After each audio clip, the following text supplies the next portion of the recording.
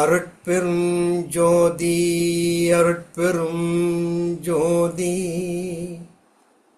தனிப்பெரும் கருணை அருட்பெரும் ஜோதி திருவருட்பிரகாச வள்ளலார் திருவடிகளே சரணம் சரணம். சத்குருநாதா சத்குருநாதா சன்மார்க்க சங்கம் தழைக்கு அருள் தாதா.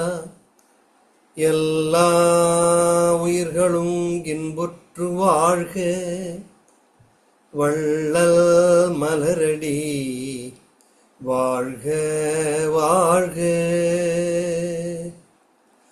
அருட்பெரும் ஜோதி அருட்பெரும் ஜோதி தனிப்பெரும் கருணை அருட்பெரும் ஜோதி. திருச்சிற்றம்பலம். எல்லாம் வல்ல அருட்பெரும் ஜோதி ஆண்டவர் மயமாக ஆகி நம்மையெல்லாம் வாழ்வித்து கொண்டிருக்கிற வள்ளற் பெருமான் வண்ணார்த்தி அவர்களை வணங்கி நம்மவர்களாகிய மகனுடைய பொறுப்பாளர்களை மிக்க பணிவன்போடு வணங்கி வருகிறேன். மனம் எனும் மந்திர சாவி என்கிற தொடரிலே இன்று 33வது பகுதியாக மனதின் அறுதுயில் சிகிச்சையும் மனதின் கூறுகளும் என்ற தலைப்பிலே சிந்திக்க இருக்கிறோம். சென்ற வாரம் டாக்டர் தம்பிராஜா அவர்கள் எழுதிய சிக்மண்ட் ஃப்ராய்ட் ஒரு அறிமுகம் என்ற ஒரு அருமையான நூலிலிருந்து திரண்ட கருத்துக்களை நான் சொல்லிக் கொண்டு வந்தேன். இந்த வாரமும் கூட அவர் நூலிலிருந்து பெரும்பாலான கருத்துக்களையும் மற்ற நூல்களுடைய கருத்துக்களையும் நான் எடுத்து இன்று இயம்பலாம் என்று கருதியிருக்கிறேன். சென்ற வார இறுதியிலே இந்த அறிவியல்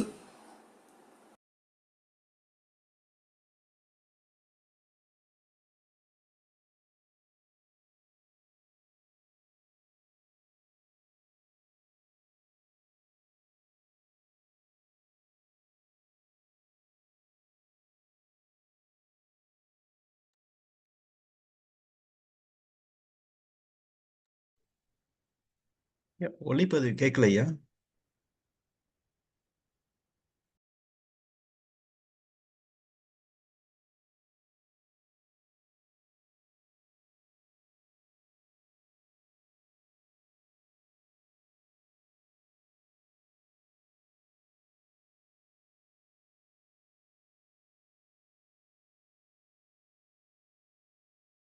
என்று கருதியிருக்கிறேன். சென்ற வார இறுதியிலே இந்த அறிவியல் படிமுறைகள் என்னென்ன என்பதை பற்றி சிந்தித்தோம். அறிவியல் என்றால் அது படிமுறைகள் என்ன? ஒரு ஆய்வுக்கூடத்திலே ஒரு பரிசோதனை செய்ய வேண்டுமானால் அதற்கு சில படிமுறைகள் இருக்கின்றன. ஸ்டெப்ஸ் என்று ஆங்கிலத்தில் சொல்வார்கள். முதல் படிநிலையை என்ன சொன்னேன் என்றால், ஆராயும் பொருளை வரையறை செய்ய வேண்டும். எந்த பொருளை நாம் ஆய்கிறோமோ அந்த பொருளை பற்றி ஒரு வரையறை, ஒரு டெஃபினிஷன். இரண்டாவது படிநிலை பரிசோதிக்கும் முறைகளை உருவாக்க வேண்டும். பரிசோதிக்கிற முறைகள் என்னென்ன, அதாவது ஆங்கிலத்திலே மெத்தடாலஜி அல்லது மாடஸ் ஆப்பரண்டி என்று சொல்வார்கள். மூன்றாவது, அந்த அப்படி பரிசோதனை செய்து அந்த பரிசோதனை மூலமாக வருகிற முடிவுகளை, அதாவது தரவுகளை புள்ளியியல் அடிப்படையிலே ஆராய வேண்டும். ஸ்டாட்டிஸ்டிக்கல் அனாலிசிஸ் என்று சொல்வார்கள். இது 3 படிநிலைகள் தான் உலகம் சார்ந்து உலகம் பரவிய அறிவியலுடைய பரிசோதனை படிநிலைகள். சரி, இதுபோல் இந்த மனதை இந்த 3 படிநிலைகளிலே அறிவியல் முறையிலே ஆராய முடியுமா என்றால் முடியாது. ஏன்னா மனம் என்பது ஒரு வினைசார் கருத்தாக்கம். வினைசார் கருத்தாக்கம்னா ஆங்கிலம் சொல்வதா இருந்தா ஃபங்க்ஷனல் கான்செப்ட். அது ஒரு கான்செப்ட், ஒரு கருத்தாக்கம். அது ஒரு பொருள் இல்லை, ஒரு திடப்பொருள் அல்ல. கண்ணால் பார்க்கிற, கையால் தொட்டு பார்க்கிற ஒரு பொருள் அல்ல. மெய்யியல் எப்படி சொல்லுவாங்கன்னா அதை ஒரு நுண்பொருள், சூக்கும பொருள், சட்டில் மேட்டர் என்று சொல்வார்கள். அப்ஸ்ட்ராக்ட் திங் என்று ஆங்கிலத்திலே சொல்வார்கள். எனவே மனதை மற்ற பொருட்கள் போல ஆராய முடியாது என்பதாலே அறிவியலாளர்கள் என்ன செய்யறாங்கன்னா, மனதை தான் ஆராய முடியாது, மனதினுடைய கூரை ஆராயலாம் இல்ல. அப்ப மனதினுடைய கூறுகள் என்னென்ன என்று பட்டியலிட்டாங்க. எடுத்துக்காட்டாக சிந்தனை,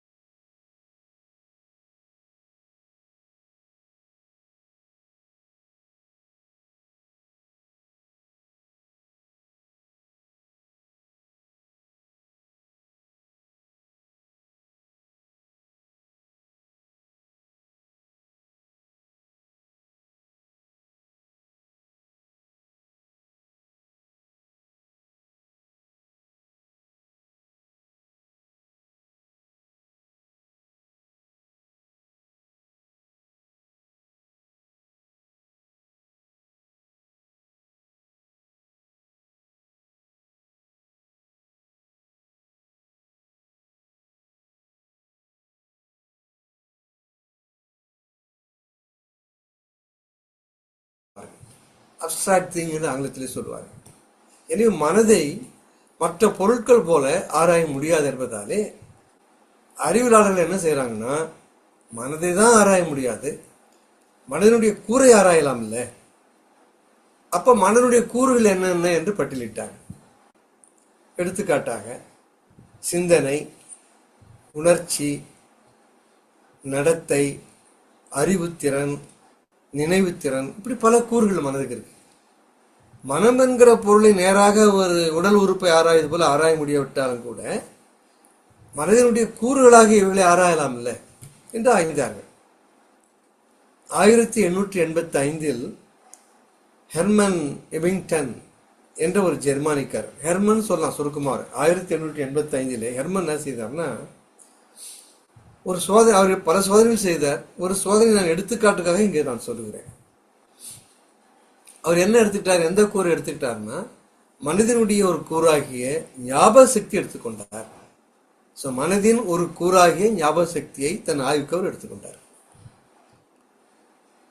இதன்படி என்ன செய்தார்னா, ஒரு பட்டியலில் உள்ள சொற்களை மனனம் செய்ய வேண்டும். ஒரு பட்டியல் கொடுத்துருவார், இந்த பெயர்கள்லாம் நான் கொடுக்குறேன், இந்த பெயர்கள் எல்லாம் நீங்கள் மனனம் செய்யுங்கள். ஆனால் அந்த பெயர்கள் எப்படி இருக்கும்னா போலி சொற்களாக இருக்கும். அதாவது ஏயுடி அது ஒரு சொல், அதுக்கு ஒன்றும் பொருள் இருக்காது, சில எழுத்துக்களுடைய கூட்டு, அவ்வளோதான், அது ஒரு சொல் ஏயுடி. நீங்க கூட மனசில் எல்லாரும் கொஞ்சம் பதிவு வச்சுங்க. இந்த சோதனை சொல்லுகிற பொழுதே மனதில் பதிவு வைத்துக் கொள்ளலாம். ஏயுடி ஒரு சொல், என்ஒய்பி அடுத்து ஒரு சொல், இசட்எஸ்டி இசட்எஸ்டி. மறுபடியும் சொல்றேன், மனதில் பதிவு வைத்துக் கொள்ளுங்கள். AUD, NYP, ZST. இதை காட்டுவார், காட்டு மறைச்சிடுவார். அதை ஒரு தாளை கொடுத்து அந்த பெயர்களை நீங்கள் நினைவுபடுத்த வேண்டும் என்று சொல்வார். நேரம் ஆக ஆக என்ன ஆகும், பெயர்களுடைய எண்ணிக்கை குறைஞ்சிக்கிட்டே இருக்கும். இது போல பல பொருள்கள், பல வயதினர்கள், பல சூழ்நிலை உள்ளவர்களுக்கெல்லாம் அந்த சோதனை கொடுத்தார். என்ன, பல நூறு பேருக்கு இது மாதிரி பல நூறு பெயர்களை சோதித்ததிலே அவர் கண்டுபிடித்தது என்னன்னா, ஒட்டுமொத்தமாக 20 நிமிடங்களிலே 20 நிமிடங்களுக்கு பின்னாலே 58% பெயர்கள் தான் நினைவில் நின்றன. 58 சொற்கள் தான் நின்றது. எவ்வளவு நிமிடத்துக்கு பிரகாரங்க, 20 நிமிடங்களுக்கு பின்னாலே. ஒரு மணி நேரத்திற்கு பின்னாலே 44 விழுக்காடு பெயர்கள் தான் மனதிலே நின்றன. 24 மணி நேரம், ஒரு நாளுக்கு பின்னாலே 24 மணி நேரத்திற்கு பின்னாலே 34% சொற்கள் மட்டுமே மனதில் நின்றன. 20 நிமிடத்தில் 58%, ஒரு மணி நேரத்திலே 44%, 24 மணி நேரத்திலே 34%. இதுதான் அந்த பெயர்கள் நம்ம மனதிலே நிற்கும் என்று கண்டுபிடித்தார். இது பெரும்பாலும் உலகம் முழுவதும் இதே பேட்டர்ல தான். எஞ்சி இருக்கிற பெயர்லாம் மறந்து போடும், நெஞ்சை விட்டு அகன்று. அவர் என்ன செய்தாருன்னா, அதான் அந்த அறிவியல் முறையில் என்ன ஒரு படம் உடனே ஒரு கிராஃபிக்கல் ரெப்ரசன்டேஷனா போடுவாங்க.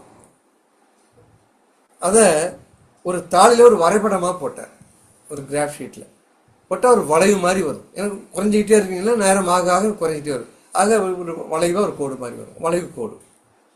அதை ஒரு மறதி வளைவுகள் சொன்னார் அந்த பேர், ஃபர்கெட்டிங் கர்வ்.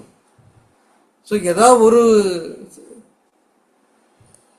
சதவீதம் தெரிஞ்சாலும் கூட எத்தனை பேர்கள் சொல்லலாம், எத்தனை நிமிஷத்துல மறைஞ்சிடும் சொல்லலாம். இதை ஒரு வரைபடமாக வரைந்து அதற்கு வளைவு மறதி வளைவுன்னு பெயர் வைத்தார், ஃபர்கெட்டிங் கர்வ் என்று பெயர் வைத்தார். இது போல பல சோதனைகளை பல ஆண்டுகள் செய்தார். அதே போல 1950 மனித மனத்தால் எத்தனை எண்களை நினைவில் கொள்ள முடியும். இப்ப பெயர் பிடிச்சாச்சு, எண்கள் இருக்கு, நியூமரிக்கல் நம்பர்ஸ், அதை எத்தனை நினைவில் கொள்ள முடியும், அதுக்கு ஒரு சோதனை வச்சார். அப்பதான் அவர் கண்டுபிடித்தார் 2 வகையான நினைவுகளை அவர் கண்டுபிடித்தார். ஒன்று குறுகிய கால நினைவாற்றல், ஷார்ட் டேர்ம் மெமரி, குறுகிய கால நினைவாற்றல். அடுத்தது நீண்ட கால நினைவாற்றல், அதாவது லாங் டேர்ம் மெமரி. இந்த 2 வகையான நினைவாற்றல் உள்ளன என்று கண்டுபிடித்தார். இந்த குறுகிய கால நினைவாற்றலை பயிற்சிக்கு சில எண்களை கொடுத்தார். எடுத்துக்காட்டா சொல்வதா இருந்தா 7491 8051. மறுபடியும் சொல்றேன், நீங்க மனசுல பதிவு வச்சுங்க. 7491 8051 என்ற எண்ணை ஒரு முறை வாசிக்கணும். பின்பு அந்த எண்களை திரும்பி பார்க்காம சொல்லணும். அந்த தாளை கீழே மூடி வச்சுட்டு நினைவுபடுத்தி எத்தனை எண்கள் நீ சொல்றீங்கன்னு பார்க்கணும். இது என்னன்னா ஒரு பெரிய அதிசயத்தக்க ஒரு முடிவு ஒன்று வெளியாச்சு. அதிசயத்தக்க ஒரு நிகழ்வு. அது என்னன்னு கேட்டீங்கன்னா, ஒரு 500 பேர் 1000 பேருக்கு பரிசோதனை பண்ணி பார்த்தா 1 5 எண்ண சொல்ல முடியுது அவங்களால, அது மூடி வச்ச உடனே. அல்லது 9 எண்ண சொல்ல முடியுது, 5 அல்லது 9. இதுக்கு இடைப்பட்டு தான் அத்தனை மக்களும் எண்களை திருப்பி சொன்னார். அப்பதான் பார்த்தாங்க, இந்த பிளஸ் ஆர் மைனஸ் 7 என்று கண்டுபிடித்தாங்க. 7க்கு 2 கழித்தால் 5, 7க்கு 2 கூட்டினால் 9. 7 பிளஸ் ஆர் மைனஸ், அதுக்கு பேர் அப்படிதான் சொல்லுவாங்க அறிவியல்ல. அதனால இது ஒரே ஆச்சரியமா தான். 2 கூடி கழிய 7ன்னு பேர் அதுக்கு, பிளஸ் ஆர் மைனஸ் 7க்கு. இது எப்படி? இது எல்லா வயதினருக்கும் எல்லா நாட்டினருக்கும் இவ்வளவுதான் அதிகபட்சம் ஒரு மனசார்ந்து என்ன நினைவுபடுத்திக் கொள்ள முடியுது. அந்த குறுகிய கால நினைவாற்றல் உள்ளவங்க, ஷார்ட் டேர்ம் மெமரி உள்ளவங்க, மெமரி குறைவா உள்ளவர்கள் 5 கண்டுபிடிக்கிறாங்க. கொஞ்சம் அதிகப்படியான ஷார்ட் டேர்ம் மெமரி உள்ளவர்கள் 9 கண்டுபிடிக்கிறாங்க. இதுக்குள்ளதான் இடைப்பட்டு தான் அவ்வளவு பேர் இருக்காங்க. அது plus R minus 2 plus R 7 plus R minus 2. இப்போ நினைச்சு பாருங்க, சொன்ன உடனே எல்லாரும் ஞாபகம் 7ன்னு சொன்ன உடனே நம்ம 5 ஆண்டு காலம் நமது பாப்பாசா வகுப்பில் வந்தவர்களுக்கு உடனே சில படிச்சிடும். நிறைய சிந்திச்சிருவோம் 7 பத்தி. நம்ம ஏன் வாரத்திற்கு 7 நாள் வைத்தார்கள்?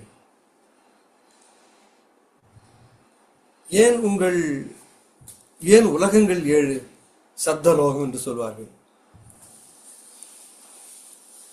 ஏன் 7 சுரங்கள் சாரி கம பதனி? ஏன் 7 வண்ணங்கள் சூரிய ஒளியில விப்ஜிஆர் மாணவர்ல பார்க்கிறோம்? அதுபோல மனித பிறப்பு ஏன் 7? ஏன் மனித பிறப்பிலே 7 பருவங்கள்? ஏன் பாடியிலே 7 குச்சி வைக்கிறார்கள்? ஏன் 7 முனிவர்கள், சப்த ரிஷிகள் ஏன் 7 முனிவர்கள் என்று சொன்னார்கள்? ஏன் கடல்களை 7 என்று சொன்னார்கள்? 7 கடல் மணலி அளவிடின் அதிகம் எனதிர பிறவி அவதாரம் அருணகிரிநாதர். 7 கடல் 7 கடல். ஏன் கடலை 7 என்று சொன்னார்கள்? ஏன் 7 திரைகளை பெருமான் வைத்தார்? ஏன் நாடிகளை 7 என்று சொன்னார்கள்? சப்த நாடிகள். இப்படி பார்த்துக்கிட்டே போனீங்கன்னா இது போல பல 7களை நம்ம சிந்திச்சிருக்கோம் பாப்பாசா வகுப்புல. 7க்கும் உலகில் சிந்தனை தொடர்பு இருக்கு. அதுக்காக இவ்வளவு சொல்லிட்டு இருக்கேன். இன்னொன்றையும் ஆய்வாளர்கள் கண்டுபிடித்தார்கள்.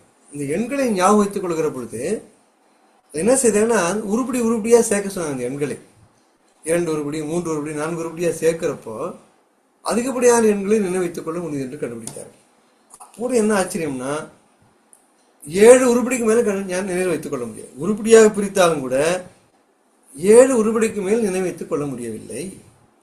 உதாரணம் இப்போ இந்த மேல ஒரு என்ன சொன்னோம், 7ன்னு சொன்னோம் பாருங்க, 7491 8051. அது என்னன்னு கேட்டீங்கன்னா, இந்தியா சுதந்திரம் பெற்ற நாளை நான் தலைகீழா சொல்லியிருக்கேன்.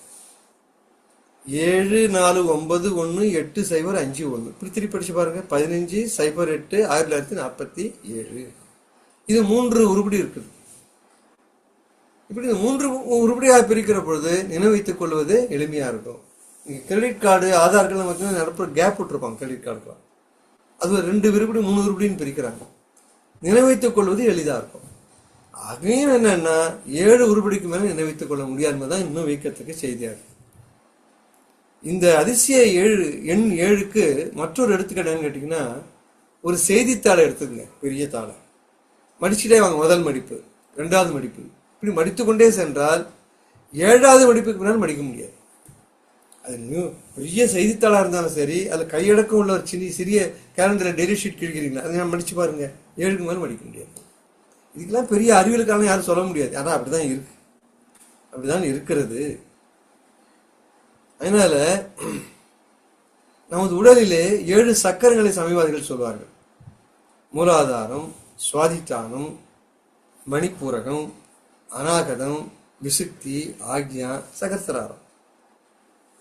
சமயத்து 7, அதையும் 7 சொல்றாங்க பாருங்க. 7 ஸ்தானங்கள், சக்கரங்கள், 7 சக்கரங்கள்.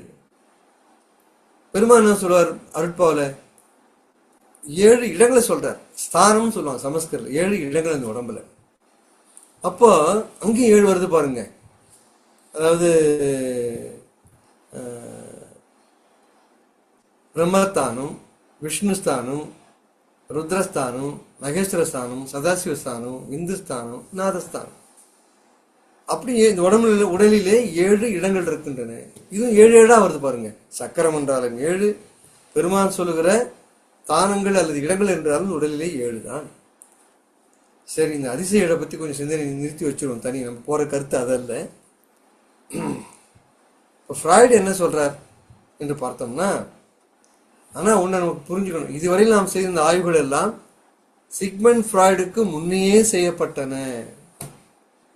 இப்படி மனதை பற்றிய கூறுகளை ஆய்ந்து பரிசோதனை கூட வைத்து ஆய்வகம் வைத்து ஆயத் தொடங்கிய பொழுதுதான் இளம் ஃப்ராய்டு இந்த உளவியல் துறையிலே காலடி எடுத்து வைக்கிறார் என்று சொல்கிறார் நமது டாக்டர் தம்பிராஜா அவர்கள். இப்போ ஆனா நம்ம ஃப்ராய்டை பொறுத்தவரையில் எந்த சோதனையும் அவர் ஆய்வகத்திலே செய்யவில்லை. இவங்களாம் இது வரைக்கும் வந்தவங்கன்னா வெளியில புறத்தை செய்திருக்காங்க அந்த ஆய்வத்தெல்லாம். என்ன நினைவுபடுத்துகிறதா இருக்கட்டும், சொற்கள் நினைவுபடுத்துவதா இருக்கட்டும், எல்லாம் புறத்தை செய்தது. இவர் எப்படி செய்யறாரு ஆய்வு? அத்தனையும் தன் மனதை போல தான் செய்யறார். அத்தனையும் மனதுதான், அவருடைய மனம்தான் அவருக்கு ஆய்வகம். அதான் இந்த முறைக்கு தனியாள் ஆய்வு முறை என்று பெயர். தனி ஆள் ஆய்வு முறை. எதுவுமே புறத்துல இல்லை, எல்லாம் மனத்துக்குள்ளதான். அவருடைய ஆய்வகமே மனம்தான் அவருக்கு. நம்ம ஞானசபை பெருமான் சொல்றாரு பாருங்க, புறத்துல ஞானசபை கட்டிடத்தை கட்டி இருக்கிறார். ஆனால் ஞானசபை அனுபவம் என்பது அவருடைய மனம்தான். ஆனா பெருமான் பாடுறாருங்க, சபை எனது உளமென, உளம்னா மனம், சபை எனது உளமென தான் அமர்ந்து எனக்கு அவையும் அளித்ததோர் அருட்பெரும் ஜோதி. ஆக ஞானசபை என்பது மனம்தான். எப்படி சிக்மண்ட் ஃப்ராய்டுக்கு அவர் ஆய்வுக்கூடமே மனமோ, அதுபோல பெருமானுக்கு ஞான அனுபவம், ஞான சபை அனுபவம் மனம்தான். ஃப்ராய்டினுடைய வாழ்விலே 2 திருப்பு முனை பற்றி ஏற்கனவே சொல்லியிருக்கேன். ஒன்று ஜீன் மார்டின் சார்கோர். இந்த பேரை நினைவுபடுத்தினார். Gene Martin சார்கோர். இவர் 1825 1893 வரை வாழ்ந்தவர். இவர் பாரிஸை சேர்ந்தவர். அந்த போன வாரமே நான் சொல்லியிருக்கேன், இவர் பாரிஸ் போனாரு. ஒரு 3 மாதம் தான் அங்க இருந்தார். மிக புகழ் பெற்ற ஒரு நரம்பியல் வல்லுநர். நரம்பியல் துறையிலே மிகப்பெரிய மருத்துவர். மிகப்பெரிய மருத்துவர் எப்படி தெரிஞ்சுக்கிறதுனா, 15 நரம்பியல் நோய்களுக்கு ஜீன் மார்டின் சார்கோருடைய பெயரை வைத்திருக்கிறார். அப்படின்னா எவ்வளவு பெரிய ஆளுன்னு பார்த்துங்க. நரம்பியலிலே மிக முக்கியமான ஒரு 15 நோய்களுக்கு, நரம்பியல் நோய்களுக்கு இந்த ஜீன் மார்டின் சார்கோருடைய பெயரை வைத்திருக்காங்க என்றால் அவர் எவ்வளவு பெரிய மருத்துவர் பாருங்க. அவரிடத்திலே சென்று 3 மாதம் பயிற்சி பெறுகிற ஒரு பெரிய அரிய வாய்ப்பு நல்லூர் ஃப்ராய்டுக்கு கிடைச்சது. அதுதான் ஒரு பெரிய திருப்புன்னு என்று சொன்னேன். ஏன்னா அதுவரையிலே யாரும் செய்யாத ஒரு புதிய முறையை நமது ஜீன் மார்ட்டின் அவர் செய்தார். அவர் பட்டம் பெற்றது எம்டிலாம் நரம்பியல் துறை தான், நியூராலஜி தான். ஆனால் அவர் புதிதாக கண்டுபிடித்த முறை என்னன்னு கேட்டீங்கன்னா, நரம்பியல் சம்பந்தமான நோய்களுக்கும் மற்ற அறிவியலால் கண்டுபிடிக்க முடியாத உடலியல் நோய்களுக்கும் ஹிப்னாட்டிசம், அதாவது அறித்துயல் நிலை, ஒரு மனிதனை அறித்துயல் நிலைக்கு கொண்டு செல்லுதல். அறித்துயல் ஆங்கிலத்தில் ஹிப்னாட்டிசம், ஹிப்னாசிஸ். ஒரு மனிதனை படுக்க வைத்து அறித்துயல் நிலைக்கு கொண்டு செல்லுதல், அறித்துயல் நிலை. அதுக்கு ஒரு முறைகள்லாம் இருக்கு. நீங்க நானும் செய்ய முடியாது, பட்டு அதுக்கு பயிற்சி பெற்றவர் தான் செய்ய முடியும். என் நண்பர் ஒருவர் சேலத்தில் மிக அருமையாக செய்து கொண்டிருக்கிறார். அதுக்காக தனியாக பெரிய கட்டணம்லாம் கட்டி செய்துட்டு இருக்காரு. அவர் உளவியல் துறையில PhD பட்டம் வாங்கினார். அவர் இந்த ஹிப்னாட்டிசம் செய்து நோய்களை குணப்படுத்துகிறார். அதை முதல் செய்தவர் நமது ஜீன் மார்ட்டின் சார்கோர் தான். இது வியப்பா இருந்தது ஃப்ராய்டுக்கு. எப்படி இது மனிதனை படுக்க வைக்கிறார், ஹிப்னாட்டிசம் மாதிரி சில செய்கைகளை செய்கிறார், அவன் ஆழ்நிலைக்கு போடுறான், அறிதுவலுக்கு போடுறான். அதற்கு பின்னாலே இவர் சொல்லுகிற கட்டளையும் ஏற்கிற நிலைக்கு வந்துடுறான். இவர் என்னென்ன கட்டளைகள் பிறப்பிக்கிறாரோ அந்த கட்டளைகளை ஏற்கிற நிலைக்கு அந்த நோயாளி வந்து விடுகிறார். அதுதான் சிறப்பு. அவன் ஒத்துழைக்கணும். இது என்ன குறிப்புன்னு கேட்டீங்கன்னா, அப்படி என்றால் ஹிப்னாசிஸ் அறித்துயில் என்று சொல்லுகிற அந்த நிலைக்கு கொண்டு செல்ல அந்த நோயாளி ஒத்துழைக்க வேண்டும், விருப்பம் தெரிவிக்க வேண்டும். அதெல்லாம் நம்பவே மாட்டேன், நிச்சயம் கிடையாது, போன செய்ய மாட்டேன்னு சொன்னா ஒன்றும் பண்ண முடியாது, விட்டுற வேண்டியது, தலையெழுத்து நோயை ஆரம்பிச்சுக்கிறார். யார் ஒப்புக்கொள்கிறாளோ, விருப்பம் தெரிவிக்கிறார்களோ அவர்களுக்கு மட்டும்தான் செய்ய முடியும், ஒத்துழைக்கணும். அதுபோல நமக்கு நாமே கூட ஹிப்னாசிசம் பண்ணிக்கொள்ள முடியும் என்று நிரூபித்தார். இல்லை அந்த ஹிப்னாசிஸ் பற்றிய சில செய்திகள். உதாரணமா அவர் என்ன ஒரு நோயாளி பார்க்கிறார், நம்ம ஃப்ராய்டு எப்படி பண்றாரு ஒரு ஜீன் மார்ட்டின். சிகரெட்டை விட முடியல ஒரு ஆளால். அவனுக்கு வழக்கம் போல படுக்க வைக்கிறார். அவன் மிக விருப்பப்படுறான், நான் முறையிலே இந்த முறைக்கு ஆட்பட்டு நான் திருந்த விழுகிறேன்னு சொல்றான். படுக்க வைக்கிறார். அறிவியலுக்கு போகிறார். அவர் சொல்றார், உனக்கு அடுத்த முறை நீ புகைப்பிடிக்கும் போது வாய் கசக்கும், வாய் குமட்டி வாந்தி எடுக்கும், ஒரு கட்டளையா கொடுக்கிறார். அவன் சாதாரண நிலையில் இல்லை, பரித்துவையில் இருக்கான். அவனுடைய அறித்துயல் நிலைக்கு கீழே போயிடுது, அது அன்கான்சியஸ் மைண்ட் சொல்வார்கள். அந்த அறித்துயல் நிலைக்கு கீழே போய் அந்த கட்டளைகள் மனதிலே பதிந்து விடுகின்றன. நாம பேசுகிற இந்த மனம் இல்லை, அது வேற மனம். அறித்துயல் நிலைக்கு வெளில வந்துடுவான். அதுபோல மறுநாள் சென்று அவன் புகைப்பிடிக்கிற பொழுது உள்ளபடியே அவனுக்கு வாய் கசக்க ஆரம்பித்தது, கொம்பட்டி கொண்டு வாந்தி வந்தது, புகைப்பிடிக்கத்தை நிறுத்தி விட்டாங்க. இதெல்லாம் ரொம்ப ஆச்சரியமா இருந்தது ஃப்ராய்டுக்கு. என்னடா இது, எப்படி செய்யறாருல. ஆக அவருடைய வாழ்விலே இது ஒரு பெரிய திருப்பு முறை. இரண்டாவது திருப்பு என்னன்னு கேட்டீங்கன்னா, ஃப்ராய்டு நரம்பியல் துறையில MD பட்டம் பெற்றவர்னு ஏற்கனவே சொல்லியிருக்கேன். இசிப்பு நோய், அதாவது ஹிஸ்டீரியா, ஒரு நரம்பியல் நோயாக உணரப்பட்ட போது அத்துறையில் நுணுகி ஆய்வு செய்தார் ஃப்ராய்டு. இசிப்பு நோய், அவருக்கு நிறைய சந்தேகங்கள் வந்தது, நிறைய தரவுகள் வந்தது.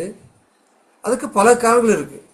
நரம்பியல் மருத்துவ ஆராய்ச்சியின் வழி இதற்கு தீர்வு கண்டறிய முடியாது என்பதை ஃப்ராய்டு கண்டுபிடித்தார். அதை சொல்ல அவருக்கு முழு தகுதி. ஏன்னா அவர் நரம்பியல் துறையில MD பட்டம் பெற்றவர்.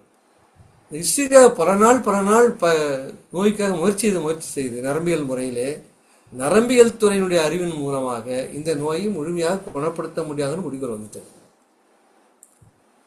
இந்த நோயினுடைய காரணங்களை உளவியல் அடிப்படையில், அதுவும் மனதில் நாம் அறியாத ஒரு பகுதியில் தேட வேண்டும்.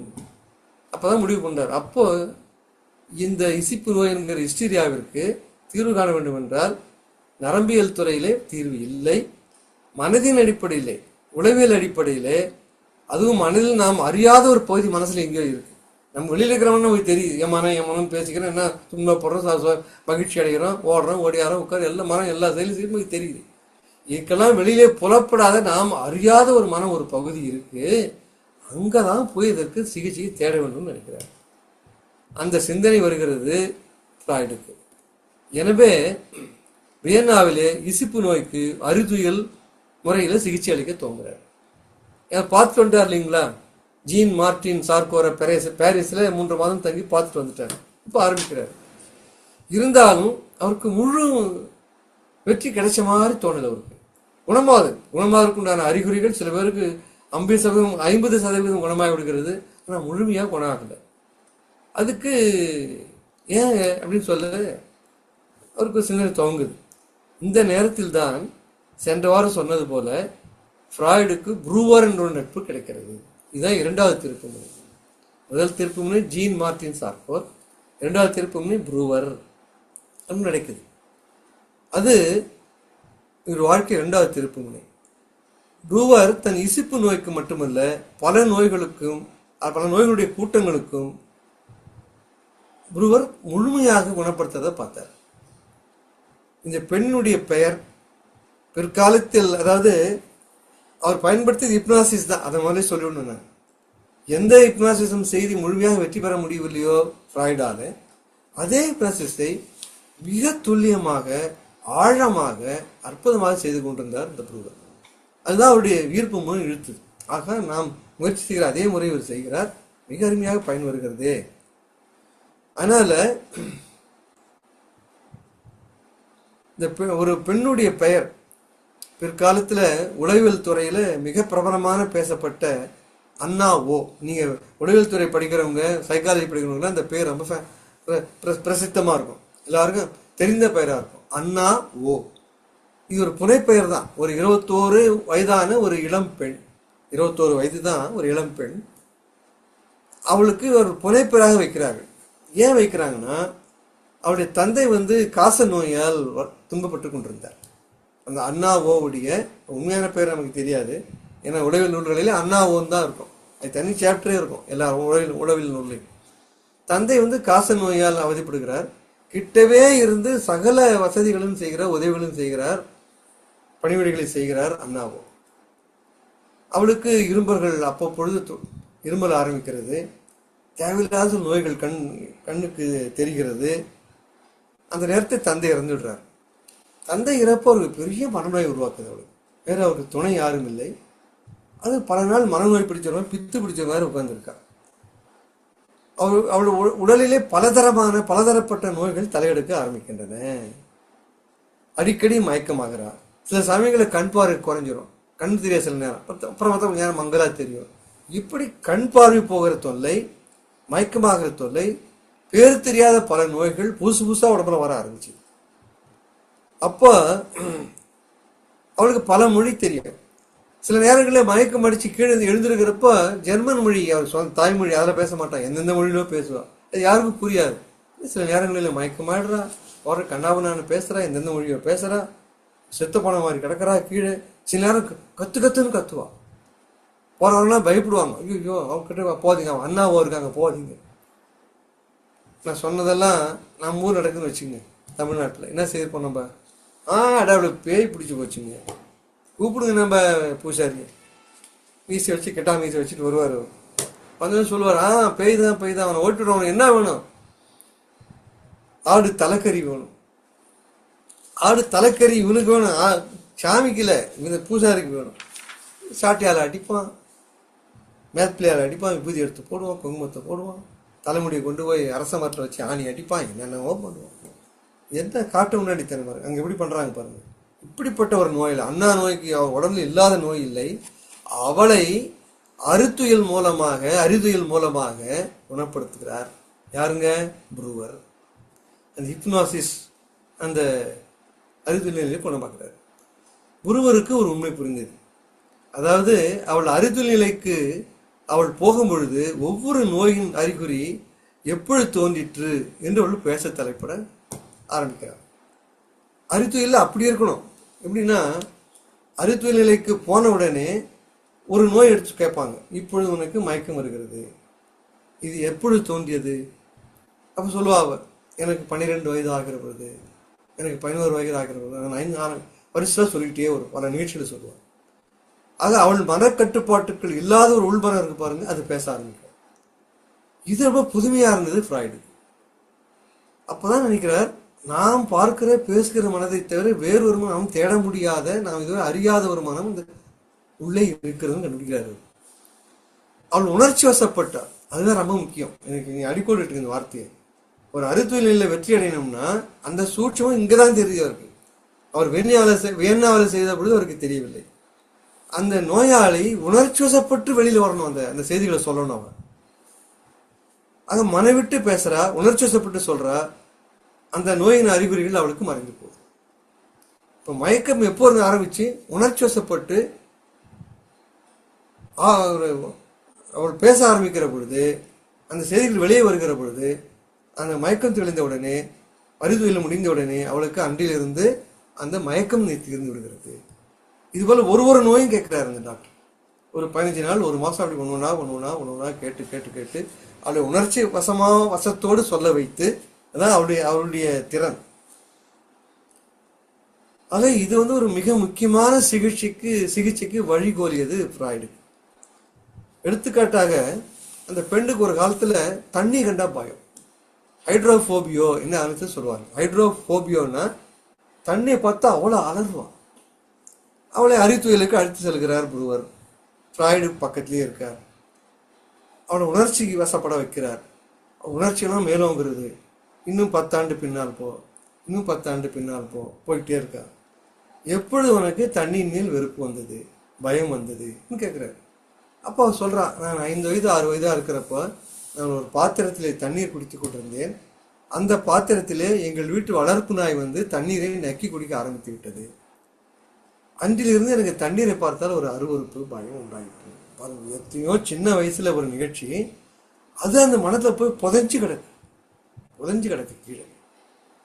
அதை ஒரு உணர்ச்சி வசப்பட்டு சொல்லுகிற பொழுது அந்த நீர்மையில் இருக்கிற பயம், வெறுப்பு அன்றிலிருந்து அவளுக்கு தீர்ந்து விட்டது. இது எல்லாம் அந்த இதில் எழுதுறாங்க. அதனால எனவே நமக்கு தெரியாமலேயே நம் அடிமனதில் என்றோ நடந்த நிகழ்ச்சிகள் அறுதிகள் மூலமாக வெளிக்கொண்டு வரும்போது இசிப்பு நோய் அல்லது வேறு எந்த வித மனநோய்களும் குணப்படுத்தப்படுகின்றன, குணப்படுத்த முடியும் என்ற அனுபவத்தை ஃப்ராய்டு அன்று குருவிடம் தெரிந்து கொள்கிறார். இதில் முக்கியம் என்னன்னா, அறிதுலுக்கு உட்படுகிற நோயாளி மனம் உவந்து உணர்ச்சி பூர்வமாக வெளிப்படுத்தணும். ரெஸ்ட்ரிக்ஷனே கூடாது. மூடு மந்திரம் சூதுவான நடக்குது. மனம் உவந்து அதுக்கு ஒத்துழைக்கணும். அப்படி மனம் உவந்து உணர்ச்சி பூர்வமாக வெளிப்படுத்தணும். விருப்பு இல்லாமலே உணர்ச்சியற்று மரக்கட்டை போல் வெளிப்படுத்தினா நோய்க்கு பலன் கிடைக்காது. சில பேர் மரக்கட்டை மாதிரி கிடப்பான், அதனால பயன் கிடையாது. எனவே ப்ரூவர் ஃப்ராய்டும் இந்த ஆய்வில் சேர்ந்து பலகால் ஆய்வுகள் செய்தார்கள். தன் அனுபவங்களை ஒரு நூலாக எழுதினார்கள் 2 பேர் சேர்ந்து. அதுதான் ஸ்டடீஸ் ஆன் ஹிஸ்டீரியா, இசிப்பு நோய் ஆய்வுகள்.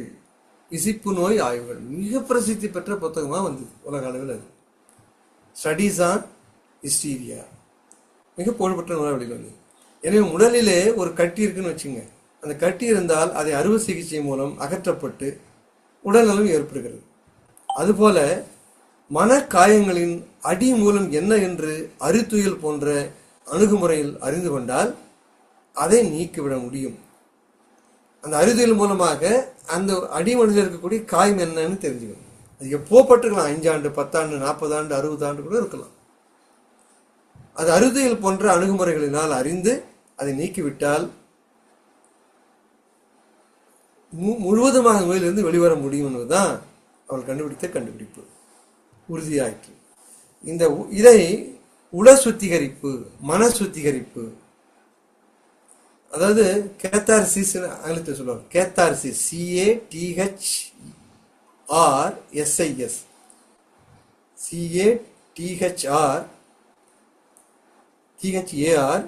கேத்தார்சிஸ். இது உள சுத்திகரிப்பு, மன சுத்திகரிப்பு என்று பேர் இந்த முறைக்கு. சொன்னது போல அடிமன பதிவுகள் உணர்ச்சி பூர்வமாக வெளியே கொண்டு வர வேண்டும். அதுதான் ரொம்ப முக்கியம். இந்த புக்கில் அவங்க அடிக்கடி வலியுறுத்துவது உணர்ச்சி பூர்வமாக அந்த அடிமன கருத்துக்களை வெளிக்கொண்டு வர அளவுக்கு இவங்க பயிற்சி கொடுக்கணும். அதுக்கு அப்ரேக்ஷன் என்று பெயர். ஆப்ரியாக்ஷன், ABREACTION, ஆப்ரியாக்ஷன். இந்த 2 தான் ரொம்ப அடிக்கடி பயன்படுத்தப்படுகிற சொற்கள் அந்த நூலில். இப்படி இந்த இருவர் சேர்ந்து செய்த அந்த முயற்சி சமுதாயத்திற்கு ஒரு பெரும் பலனை கொடுத்தது. அவர் 2 பேரும் அந்த நூலில் எழுதுகிறார்கள், இசிப்பு நோயின் ஒவ்வொரு அறிகுறியும் ஏற்பட காரணமாயிருந்த நிகழ்ச்சியையும், இசிப்பு நோய்க்கு ஒரு முறையும் நிகழ்வதற்கு என்ன காரணமோ அது, இசிப்பு நோயின் ஒவ்வொரு அறிகுறியும் ஏற்பட காரணமாயிருந்த நிகழ்ச்சியையும், அந்த நிகழ்ச்சியோடு இணைந்திருக்கும் உணர்ச்சிகளையும் சரிவர நினைவுபடுத்தி கொண்டால் அந்த நோய் அறிகுறி உடனே நீங்கியது. அதுதான் அவங்க ஃபைண்டிங்ஸ். மறுபடியும் சொல்றேன், இசிப்பு நோயின் ஒவ்வொரு அறிகுறியும் ஏற்பட காரணமாயிருந்த நிகழ்ச்சியையும், அந்த நிகழ்ச்சியோடு இணைந்திருக்கும் உணர்ச்சிகளையும் சரிவர நினைவுபடுத்தி கொண்டால் அந்த நோய் அறிகுறி உடனே நீங்கியது, நிரந்தரமாக அற்று போய்விட்டது. Permanent cure. மறுபடியும் 4 மாதம் கழிச்சு வருமானம் வரல, கடைசி வரை நோய் வரல. அதுக்கு என்ன செய்யணுங்க? உணர்ச்சி பூர்வமாக ஒவ்வொரு அறிகுறியும் ஏற்பட காரணமாக அந்த நிகழ்ச்சி, அந்த ஒரு விசிப்பினுடைய அறிகுறி என்ன தோன்றுதோ அதற்கு காரணமாக இருக்கக்கூடிய அந்த நிகழ்ச்சி அது, அந்த நிகழ்ச்சியோடு இணைந்திருக்கிற உணர்ச்சிகளையும் சரிவர நினைவுபடுத்தி கொண்டால் அந்த நோய் அறிகுறி உடனே நீங்கியது, நிரந்தரமாக அற்று போய்விட்டது என்பதை வியப்புடன் கண்டறிந்தோம். பாருங்க, ரொம்ப வியக்கிறாங்க 2 பேரும். நாங்கள் அதை வியப்புடன் கண்டறிந்தோம். ஆனால் நிகழ்ச்சியை உணர்ச்சி என்று நினைவு கூறுவது மட்டும் எந்த விதமான பலனையும் அளிக்கவில்லை. அதையும் பார்த்திருக்காங்க அவங்க. அந்த நோயாளி முழு மனதோடு உணர்ச்சி வசப்பட்டு அந்த காரணங்களை வெளிப்படுத்தலன்னு சொன்னா அந்த நோய் குணமாகவில்லை. நிகழ்ச்சியை உணர்ச்சி என்று நினைவு கூறுவது மட்டும் எந்த விதமான பலனையும் அளிக்கவில்லை. இதுதான் அந்த நூலில் அவர் சொல்லுகிற கருத்து. இதிலிருந்து நாம் புரிந்து கொள்ள வேண்டியது என்னன்னு கேட்டீங்கன்னா, ஒரு 4-5 கருத்து. மனதுக்கு மிகுந்த துன்பம் அளிக்கும் நிகழ்ச்சிகள் உடல் நோய்க்கு காரணமாக அமைந்து விடுகின்றன. முதல் படிப்பினை, மனதுக்கு மிகுந்த துன்பமளிக்கும் நிகழ்ச்சிகள் உடல் நோய்க்கு காரணமாக அமைந்து விடுகின்றன. இது 2வது. இது அச்சம், அருவருப்பு, அவமானம் போன்ற உணர்ச்சிகளை உண்டு பண்ணும் நினைவுகள் கடும் நோய்களாக மாறுகின்றன. எதுங்க? அச்சம், அருவருப்பு, அவமானம் போன்ற உணர்ச்சிகளை உண்டு பண்ணுகிற நினைவுகள் இருக்கு பாருங்க. எந்த நினைவு அச்சத்தையும் அருவருப்பையும் அவமானத்தையும் உருவாக்குறதோ அது கடும் நோய்களாக மாறுகின்றன. 3வது, இவை யாவும் நனவு, அதாவது கான்சியஸ் மனதில் நிகழ்வன. நனவு மனம், நம்ம கான்சியஸ்னா இப்போ பேசிட்டு இருக்கிற மாதிரி எழுதுறோம், பேசுறோம், நான் பேசுறேன், நீங்க கேட்டுட்டு இருக்கீங்க, இதெல்லாம் கான்சியஸ்னஸ். இவை யாவும் நனவு மனதின் நிகழ்வன. இவை காலப்போக்கில் இவை நனவெளி மனதிற்கு, அன்கான்சியஸ் மைண்டிற்கு அமுக்கப்படுகின்றன. இப்போ நான் பேசுறது போறது கேட்கறது வரதெல்லாம் நனவு மனம், கான்சியஸ் மைண்டு. என்னென்ன காலப்போக்கில் கொஞ்சம் கொஞ்சமா நனவிலி மனம், அன்கான்சியஸ் மைண்டுக்குள்ளே அழுத்தப்படுகின்றன. இந்த 2 மனங்களை பற்றி பின்னாடி விளக்கி நான் சொல்றேன். நீங்க அதை பத்தி ரொம்ப சிரமப்பட வேண்டாம். இப்படி ஒடுக்கப்பட்ட, அமுக்கப்பட்ட நினைவுகள் இசிப்பு நோய் போன்ற நோய்களாக உருவாகின்றன. ஆக இந்த நனவிலி மனதில் போய் அமுக்கி அமுக்கி அமுக்கி அமுக்கி அந்த நனவு மனம் இருக்கு பாருங்க, இதெல்லாம் கொண்டு போய் நனவிலி மனதில் அழுத்திக்கிட்டே இருக்கும். நனவிலி மனதிலே அழுத்தம் பெற பெற பெற பெற பிற்காலத்தில் இசிப்பு நோய் போன்ற தீர்க்க முடியாத நோய்களாக வெளியே, அதாவது மற்ற மருத்துவ முறையில் கண்டுபிடிக்க முடியாத காரணங்கள் கண்டுபிடிக்க முடியாத நோயாக மாறுகிறது. இதுதான் அந்த 4 படிப்பினை. அங்க இது ஒரு வரலாற்று முக்கியம் வாய்ந்த ஒரு ஆய்வாக இன்று வரை பார்க்கப்படுகிறது. இன்று உளவியல் துறையில இந்த ஆய்வு ஒரு மிகப்பெரிய வரலாற்று முக்கியம் ஒரு நிகழ்ச்சியாக, ஆய்வாக பார்க்கப்படுகிறது. அந்த நாளிலே உலகம் வேறு, உள்ளம் வேறு, உடல் வேறு என்ற நிலை வந்த கருத்து. ஃப்ராய்டு காலத்துக்கு முன்னாடிலாம் உள்ளம் வேற, உடல் வேற. அதனால் இது நிலை வந்த அந்த கருத்தை இந்த நூல் தவிடுபடி ஆக்கிடுச்சு. உள்ளம் உடலில் பிரிக்கவே முடியாது. 2 சேர்ந்துதான் வாழ்க்கை. உள்ளத்தில் வரக்கூடிய அழுத்தம் நோயாக மாறுகிறது, நோய் உள்ளத்தில் அழுத்தி கொடுக்கிறது. ஆக உடல் வேறு, உள்ள வேறு பிரிக்க முடியாது. நம்மில் பெரும்பாலோர் மனநோயாளிகள் தான் இருக்கும். இது சில பேர் அதிசயமா இல்லை சார், நான் நல்லா இருக்கேன், அழகாக நான் பண்றப்ப நீங்க பேசுறீங்க, நீங்க மனநோயாளியா, நான் கேட்கறேன் நான் மனநோயாளியா? ஏதோ ஒரு விதத்திலே மனநோயாளி தான் இருக்கும், நமக்கு தெரியாமே இருக்கும். அதுதான் வியப்பு. படோடமா உடை எடுத்திருக்கோம், காரில் பவனி வரும், அப்படி வருகளும் மனநோயாளி தான். ஏதோ ஒரு வகையில் ஏதோ ஒரு கருத்தை தொடர்படுத்தி ஒரு மனநோயாளியாக இருக்கிறார்கள். நான் பிறந்த சிற்றூருக்கு அடிக்கடி போவேன். அங்கு 80% மக்கள் இந்த மன அழுத்தத்தால் சிக்குண்டவர்களாக மனநோயாளி தான் இருக்கும். என்ன காரணம்? வேளாண்மை, மழை பொய்த்து போவது, இல்லை ஒரேடியா வெள்ளம் ஊற்றி மழை பயிரெல்லாம் மூழ்கி போவது. மொத்தத்தில் பாருங்க, பேஞ்சி காய்க்கும் இல்லைன்னா காஞ்சி காய்க்கும், காயப்படுத்தும். இப்படி விவசாயத்தை பாதிக்கிறது மழை இன்மையும் அதிக மழையும். எல்லாம் பெரிய அழுத்தம். இப்போ இடுபொருட்கள்லாம் வான அளவுக்கு போயிடுச்சு. இப்போ 100 நாள் வேலை திட்டம் வந்ததுனாலே விவசாயத்திற்கு வேலை கிடைக்கிறது. இப்போ நடவோ களை பறிக்கவோ அல்லது அறுவடை செய்யவோ ஆள் இல்லாதனால உரிய நேரத்தில் நடவு செய்ய முடியவில்லை, உரிய நேரத்தில் களை பறிக்க முடியவில்லை, உரிய நேரத்தில் அறுவடை செய்ய முடியவில்லை. அப்படின்னு நஷ்டம். சரி, எல்லாம் சேர்ந்து ஒரு அறுவடை ஒரு நெல்லுன்னு ஒன்று வருதுன்னு சொன்னால் அதற்கு போதிய விலை கிடைக்கிறதில்ல.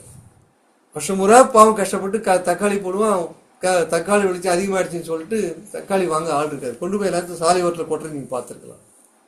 இப்படியே சிற்றூர்களிலே வேளாண்குடி மக்களுடைய வாழ்க்கை கேள்விக்குறியாகி எப்போ பார்த்தாலும் நல்ல ஒரு விசனம். நான் பார்ப்பேன், இப்போ போகிற கூட நான் பார்ப்பேன்.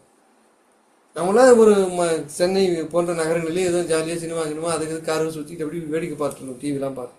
அது ஏதோ ஒரு துன்பம் அவரை அழுத்தி கொண்டே இருக்கிறது. அப்படி ஒரு மனநிலையை தான் நான் பார்க்குறேங்க. அவர்களுக்கு பலவிதமான உடல் உபாதைகள் அதனால அவங்க என்ன நோயிருக்குன்னே தெரியாது. என்னவோ அப்படி தாங்க இருக்குங்க. நம்மளால என்னவா எப்போ கூப்பிட்றான்னு தெரியல, பரமேஸ்வரன் ஈஸ்வரன் எப்போ கூப்பிட்றான்னு போயிட்டே இருக்க வேண்டியதாங்க, முடிஞ்சு போச்சுங்க வாழ்க்கை. இப்படிதான் இருக்காங்க. அடுத்தது ஃப்ராய்டு மனம் பற்றி ஒரு முக்கியமான பகுதிக்கு வருகிறார். அவர் கருத்துக்களை மிக அழகாக எடுத்து வைக்கிறார் டாக்டர் தம்பிராஜா. மனிதனுடைய இரு கூறுகள் என்ன என்று வளர்க்கிறார்.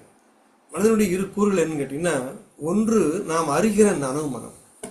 நான் பேசுகிறேன், நீங்கள் கேட்குறீங்க, ஓடுறோம், ஓடியாரோம், அலுவலகத்தில் வேலை செய்கிறோம், காரில் பயணிக்கிறோம், திருமணத்துக்கு போகிறோம், பிள்ளை வீட்டுக்கோட பேசுகிறோம், வாழ்த்துறோம், மனைவியோட மகிழ்ச்சியாக இருக்கும். எல்லாம் இந்த செய்கள் அத்தனை நனவு மனம் தான். அதை ஆங்கிலத்திலே கான்சியஸ் என்று சொல்கிறோம். மற்றொன்று நாம் அறியாத நனவிலி மனம். இது விலைக்கு நான் சொல்கிறேன். இப்போ நனவு மனத்தை ஆங்கிலத்திலே கான்சியஸ் மைண்ட் என்பார். வடமொழியிலே அதை பிரக்ஞை என்றால் நனவு மனம், கான்சியஸ் மைண்ட் என்று பொருள். நாம் மற்றவரோடு பேசுகிறோம், செயல்கள் புரிகிறோம், அதனால இது எல்லாம் நனவு மனம் தான். எண்ணங்கள், விருப்பு, வெறுப்பு, காதல், அன்பு, இன்பம், துன்பம் இவை அனைத்தும் நிகழ்வது இந்த நனவு மனத்தில் தான். இந்த செய்கள் அத்தனையும் நிகழ்வது நனவு மனத்தில் தான். பொதுவாக நாம் மனம் என்று குறிப்பது இந்த நனவு மனத்தில் தான். நம்ம மனம் சொன்னாலே நனவு மனம் தான். எப்படி நம்ம தத்துவயிலே மாயின்னு சொன்னாலே அசுத்தமாயி தான். சுத்தமாயி சுத்தமாயி தான் குறிக்கிறது, குறிப்பிட்டு சொன்னால் தவிர மாய் என்று சொன்னால் அசுத்தமாயி. அதுபோல மனம் என்று சொன்னால் அது நனவு மனம் தான். இதை ஞாபகம் வச்சுக்கணும். வள்ளலார் போன்ற அருளாளர்கள் மனதை பற்றி பாடியவை அனைத்தும் இந்த நனவு மனதை பற்றி தான். மரபினும் பேய் குரங்கி மறுட்டாதை கண்டாய், அப்படி எல்லா அருளாளரும் மனதை வெறுத்து தாக்கி மிரட்டி சொல்வதெல்லாம் இந்த நனவு மனதை தான். மனம் எனும் ஒரு பேய் குரங்கு பாடுறாங்களா அருளாளர்கள். அது மட்டுமில்லை, நான் மட்டும் அறிந்த இந்த சில ரகசியங்கள், ஆசா பாசங்கள் அனைத்தும் இருப்பதும் வெளியில சொல்ல மாட்டோம். அப்ப நினைச்சுக்கிட்டோம் அது உள்மனம், அதுவும் நனவு மனம் தான், மறைச்சு வச்சிருக்கோம் தான். சரி, நனவெளி மனம் என்றால் என்ன? இது ஆங்கிலத்திலே அன்கான்சியஸ் மைண்ட் என்று சொல்வார்கள். வடமொழியிலே அப்பிரக்ஞை போட்டு எதிர்ப்பதம் இல்லைங்களா? அப்பிரக்ஞை.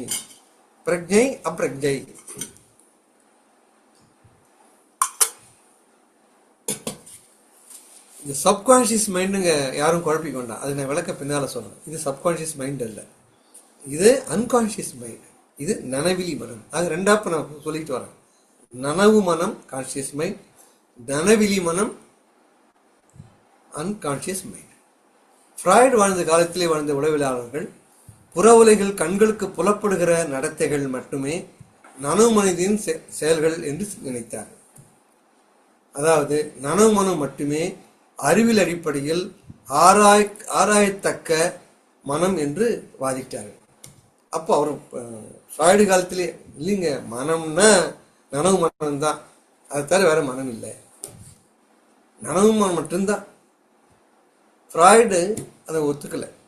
மனிதனின் நடத்தைகளை நனவு மனதோடு மட்டும் இணைத்து பார்ப்பது முழுமையாகாது. நனவு மனதின் ஆழங்களை துழாவி பார்த்தால் மட்டுமே மனதை புரிந்து கொள்ள முடியும் என்பதுதான் ஃப்ராய்டோட பார்வை. நீங்க மேல இருக்கிற இந்த மனதை மட்டும், வெளிப்புற மனத்தை மட்டும், இந்த நனவு மனதை மட்டுமே ஆராய்ச்சி பண்ணீங்கன்னா மனதினுடைய ஆழத்தை உங்களால் புரிந்து கொள்ள முடியாது. அதையும் தாண்டி துழாய் பார்த்தீர்கள் என்றால் மனதினுடைய வேறொரு பரிணாமத்தை, அதாவது நனவிலி மனத்தை உங்களால் ஆழத்திலே பார்க்க முடியும். நம் மனதின் எல்லா உந்துதல்களும், அதாவது இன்ஸ்டிங்ஸ் சொல்லுவோம் ஆங்கிலத்தில், இன்ஸ்டிங்ஸ், இந்த மனதினுடைய எல்லா உந்துதல்களுக்கும் நனவு மனமே காரணம் என்று சொல்ல முடியாது. அதெல்லாம் அவருடைய வாதம்.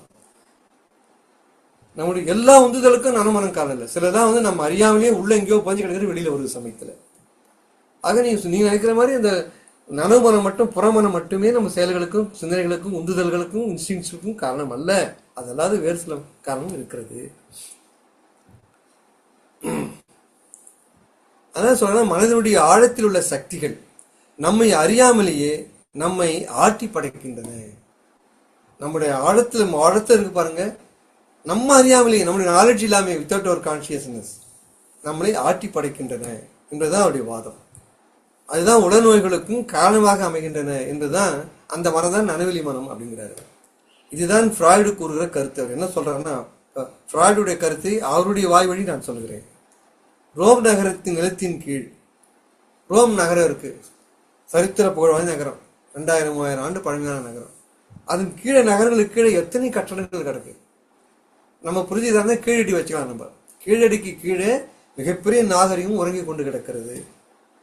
அதுபோல நமது மனதில் அடியாழத்திலும் நாம் அறியாத உணர்ச்சி கொந்தளிப்புகள், மனப்பதிவுகள், நினைவுகள் ஆகியன உறங்கி கிடக்கின்றன, உரைகின்றன.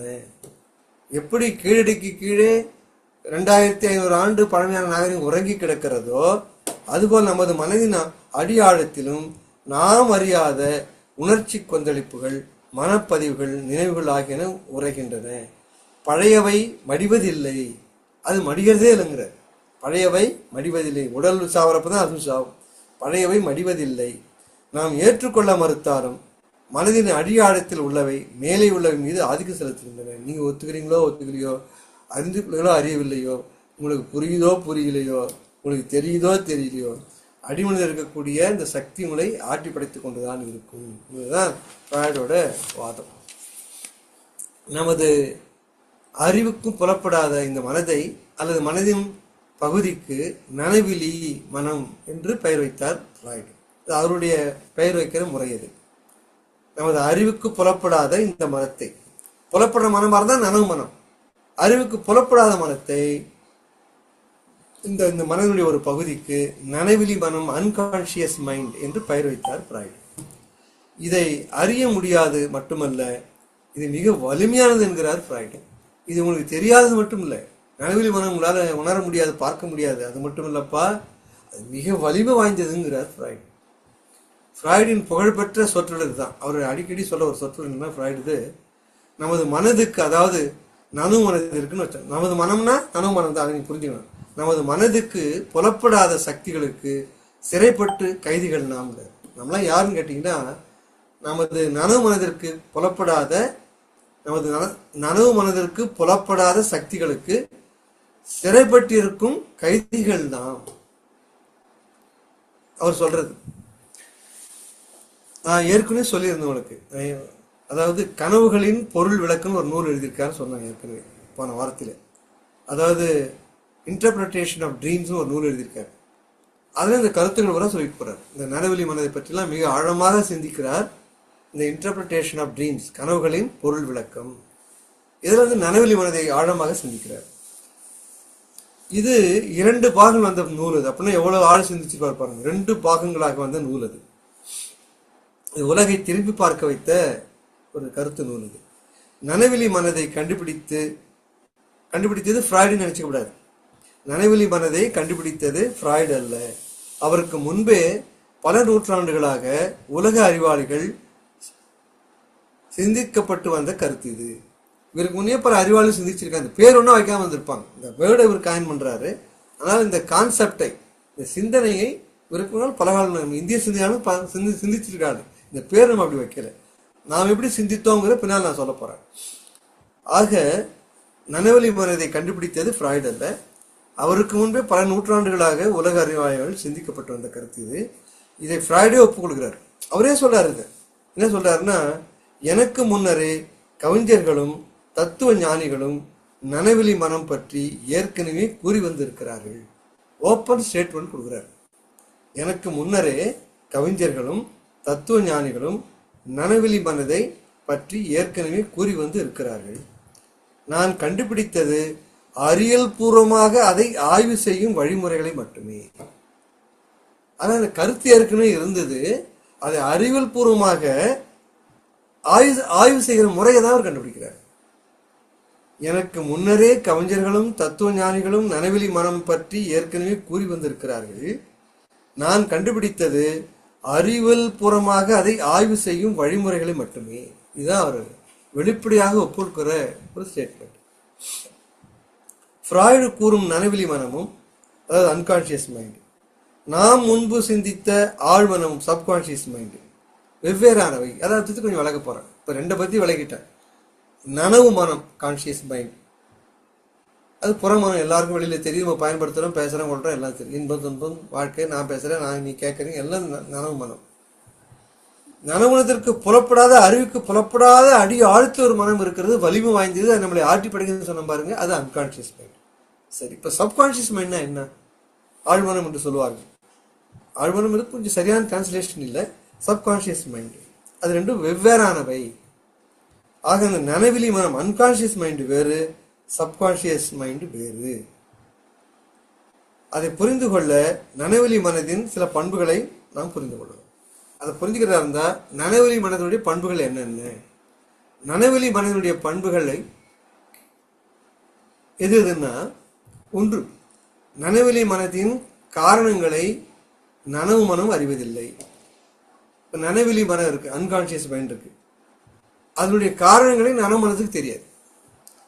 அன்கான்சியஸ் மைண்டுடைய காரணங்களை கான்சியஸ் மைண்ட் தெரிஞ்சுக்க முடியாது. நனவெளி மனதுடைய காரணங்களை நனவு மனம் அறிவதில்லை. ஒரு தாயின் மேல ஒரு பெண்ணு கோவப்படுவா. அதுக்கு ஆனா ஏன் அம்மா மேல இவ்வளவு கோவப்படுற அப்படின்னா சில காரணங்களை சொல்லுவா. அது நல்லா நமக்கே தெரியும். ஒரு உளவியலாளர் தேவையில்லை, அதுக்கு மனத்தத்துவ நிபுணர் தேவையில்லை, நமக்கே தெரியும். அவன் சொல்ற காரணம் பொருந்தலையே, இது ஒரு காரணமா? ஏன்னா அவளுக்கு தெரியாம அவளுடைய நனவெளி மனதிலே, அன்கான்சியஸ் மைண்டிலே அவள் மேல் வெறுப்பு பதிந்திருக்கிறது. இதுதான் அவன் சொல்லுகிற காரணம். ஆக நனவெளி மனதின் காரணங்களை நனவு மனம் அறிவதில்லை. தாயின் மேல் கோபம் கொண்ட ஒரு பெண், அதற்காக கூறும் காரணங்கள் போதுமானதாக இருக்காது. அதற்கு காரணம் நனவெளி மனதில் தாயை பற்றி படிந்துள்ள பதிவுகளே. ஆனால் அவளுடைய நனவு மனதிற்கு அது தெரியாது. அது தெரிஞ்சு வஞ்சனை பண்ணல, அவளுக்கு தெரியாதான் இருக்கும். அது அன்கான்சியஸ் தான் இருக்கு. அது ஹிப்னாசிஸ் போன்ற சில சிகிச்சை முறையில் தான் வெளியில கொண்டாட முடியாது. அடுத்தது, சிலர் சமுதாயத்தின் பழகுவதற்கு அச்சம் கொள்வார்கள். சிலர் பழகவே மாட்டான், எதுக்கு எடுத்தாலும் பயம், 4 பேர்கிட்ட பழகிறதா பயம். இதை சோசியல் ஃபோபியா என்று சொல்லுவார்கள். Social phobia. இதுக்கு என்ன காரணம்னா, அவர் மற்றவர்கள் நான் தாழ்ந்தவர் என்கிற ஒரு எண்ணம் அவர் மனசுல இருந்துகிட்டே இருக்கும். ஆனா அவருக்கு தெரியாது. அது எனக்கு பிடிக்காதுங்க, நான் மாதிரி பழக மாட்டேங்க, எனக்கு பயமா இருக்கு, நான் வரமாட்டேங்க. ஏன்பா தெரியல எனக்கு. ஆனா அறிவோடு சிந்தனைகளுக்கு தெரியும், அறிவார்ந்த சிந்தனையாளுக்கு தெரியும், அவன் தன்னை தாழ்மையாக நினைத்துக் கொண்டிருக்கிறான், மற்றவர்கள் வெறுவா நினைச்சுக்கிறான். இது அன்கான்சியஸ் மைண்ட்ல பதிந்திருக்கிற ஒரு பதிவு. அதுபோல ஒரு பெண் தான் அழகாக இல்லை என்று எண்ணுவது உண்மையாது. அவன் நினைச்சுக்கிறா தான் அழகா இல்லை, மற்றவங்களாம் அழகா இருக்கு. அப்படிலாம் இல்லை. உலகத்துல எல்லாம் அழகுதான், ஒரு விதத்துல எல்லாம் கலந்துதான் இருக்கு. அப்படியே பார்த்தாலும் கூட அது இல்லைம்மா நீ அழகா தான் இருக்கு, நீ அழகுல நினைக்கிற உன்னுடைய மனக்கோளாறு அப்படிலாம் நல்லா தான் இருக்குன்னு சொன்னா கேட்கவே மாட்டான். ஏன்னா கேட்க வேண்டியது புறமனம் தானே கேட்கணும். ஆனா கேட்கறது எது கேட்கணும், அன்கான்சியஸ் மைண்ட் ஒத்துக்காது. அது அன்கான்சியஸ் மைண்ட் இருக்க ஒத்துக்காது. நீ அழகுல அழகுன்னு சொல்லிக்கிட்டே இருக்கு. அதனால்தான் நான் சொல்லுகிற கருத்துக்கள் புறமனதிற்கு போய் சேர்ந்தாலும் கூட அதை அவளால் ஒப்புக்கொள்ள முடிவதில்லை. இந்த உண்மையை எடுத்து சொன்னாலும் கூட அவள் ஏற்றுக்கொள்வதில்லை.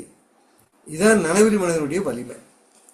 எனவே நமது உணர்ச்சிகள், செய்கைகள் பலவற்றிற்கு நனவு மனம் உண்மையான காரணத்தை அறிவதில்லை. இது முக்கியமா தெரிஞ்சுக்கணும். நம்முடைய உணர்ச்சி செயல் எல்லாவற்றிற்கும் நனவு மனம் உண்மையான காரணத்தை அறிவதில்லை, அல்லது வேறு காரணங்களை கூறி நனவு மனம் நம்மை ஏமாற்றிவிடுகிறது. அது எப்போ உண்மையான காரணம் தெரியலையோ இந்த நனவு மனம் என்ன செய்யணும், அந்த புறமனம் வெளி மனம் வேறு சில காரணங்களை சொல்லி நம்மளை ஏமாற்றி விடுகிறது. இதுதான் ஃப்ராய்டோட கருத்து. ஃப்ராய்டினுடைய உளவியலின் அடித்தளமாக உள்ளதே இந்த நனவெளி கோட்பாடு தான். அன்கான்சியஸ் மைண்டை பேஸ் பண்ணி தான் அவருடைய என்டையர் பிலாசபி சித்தாந்தமே இருக்கு. மேற்கொண்டு மனிதனுடைய முக்கியமான நிலைமையை புரிந்து கொள்வதற்கு முன் நனவெளி மனதிற்கும் அன்கான்சியஸ் மைண்டுக்கும் ஆழ் மனதிற்கும் சப்கான்சியஸ் மைண்டிற்கும், அதாவது முன்மனம், சப்கான்சியஸ் மைண்ட் முன்மனம் அல்லது இடைமனம் அல்லது இடைமனம் உள்ள வேறுபாட்டை நம்ம புரிஞ்சுக்கலாம். எப்படின்னா, உள்ளத்தில் வெளிப்பகுதிகள் நனவு மனதிற்கும், வெளியில் உள்ளதான் நனவு மனம். நம்ம பேசுறது போறதெல்லாம் புறத்தை தான் பேசிட்டு இருக்கோம். இது புறமனம், நான் ஏற்கனவே சொல்லியிருக்கேன். அது வெளிமனம் சொல்றோம் இப்போ. ஸோ உள்ளத்தினுடைய வெளிப்பகுதியான நனவு மனத்திற்கும், அதாவது கான்சியஸ் மைண்டுக்கும், நனவெளி மனம் இருக்கு பாருங்க அன்கான்சியஸ் மைண்டுக்கும், இது இடையில ஒரு மனம் இருக்கு. அதுதான் சப்கான்சியஸ் மைண்ட், அதுதான் இடைமனம் என்று நான் சொன்னேன். ஆக புறத்தில் இருக்கக்கூடிய நனவு மனதிற்கும், உள்ளே நாம் அறிய முடியாத ஒரு பகுதியாக இருக்கிற நனவெளி மனதிற்கும் இடையே இருக்கிற ஒரு பகுதிக்குத்தான் முன்மனம் அல்லது ஆழ்மனம், சப்கான்சியஸ் மைண்ட் அல்லது ப்ரீ கான்சியஸ் மைண்ட் என்று சொல்லுவாங்க. இது பியூசின்னு சொல்றாங்க பாருங்க, அது போல ப்ரீ யூனிவர்சிட்டி. ஆக நனவு மனதிற்கும் நனவெளி மனதிற்கும் இடையே இருக்கக்கூடிய ஒரு மனம், அது முன்மனம் அல்லது இடைமனம் என்று சொல்வார்கள். முன் நனவு மனம், preconscious mind, subconscious mind, இதில் பதிந்து கிடக்கும் செய்திகளை உடனே நினைவுபடுத்திக் கொள்ள முடிவதில்லை. சரி, இப்போ ஏன் ஒரு மனம் அப்படி சொல்ல வேண்டியிருக்குன்னா, சில ஞாபகம் வராது. சில பேர் பள்ளிக்கூடத்தில் சில நிகழ்ச்சிகளை நினைவுபடுத்துவாங்க. எனக்கு ரொம்ப உண்டு. பள்ளி நிகழ்ச்சிகளை நினைவுபடுத்துகிற பொழுது நமக்கு அவர் தெரியும் தெரியாண்டோம்.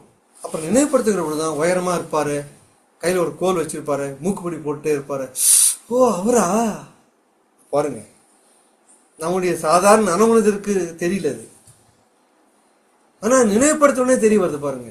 அப்ப அது எங்க இருக்குன்னா, இந்த ரெண்டுத்துக்கும் அன்கான்சியஸ் மைண்ட் உங்களுக்கு தெரியவே நினைவுபடுத்த முடியாது உங்களால. அது தானா வெளியில் வந்தாதான் உண்டு. நீ அன்கான்சியஸ் மைண்ட் இருக்கிறது, நனவெளி மனம் இருக்கிறது உங்களுக்கு தெரியாது.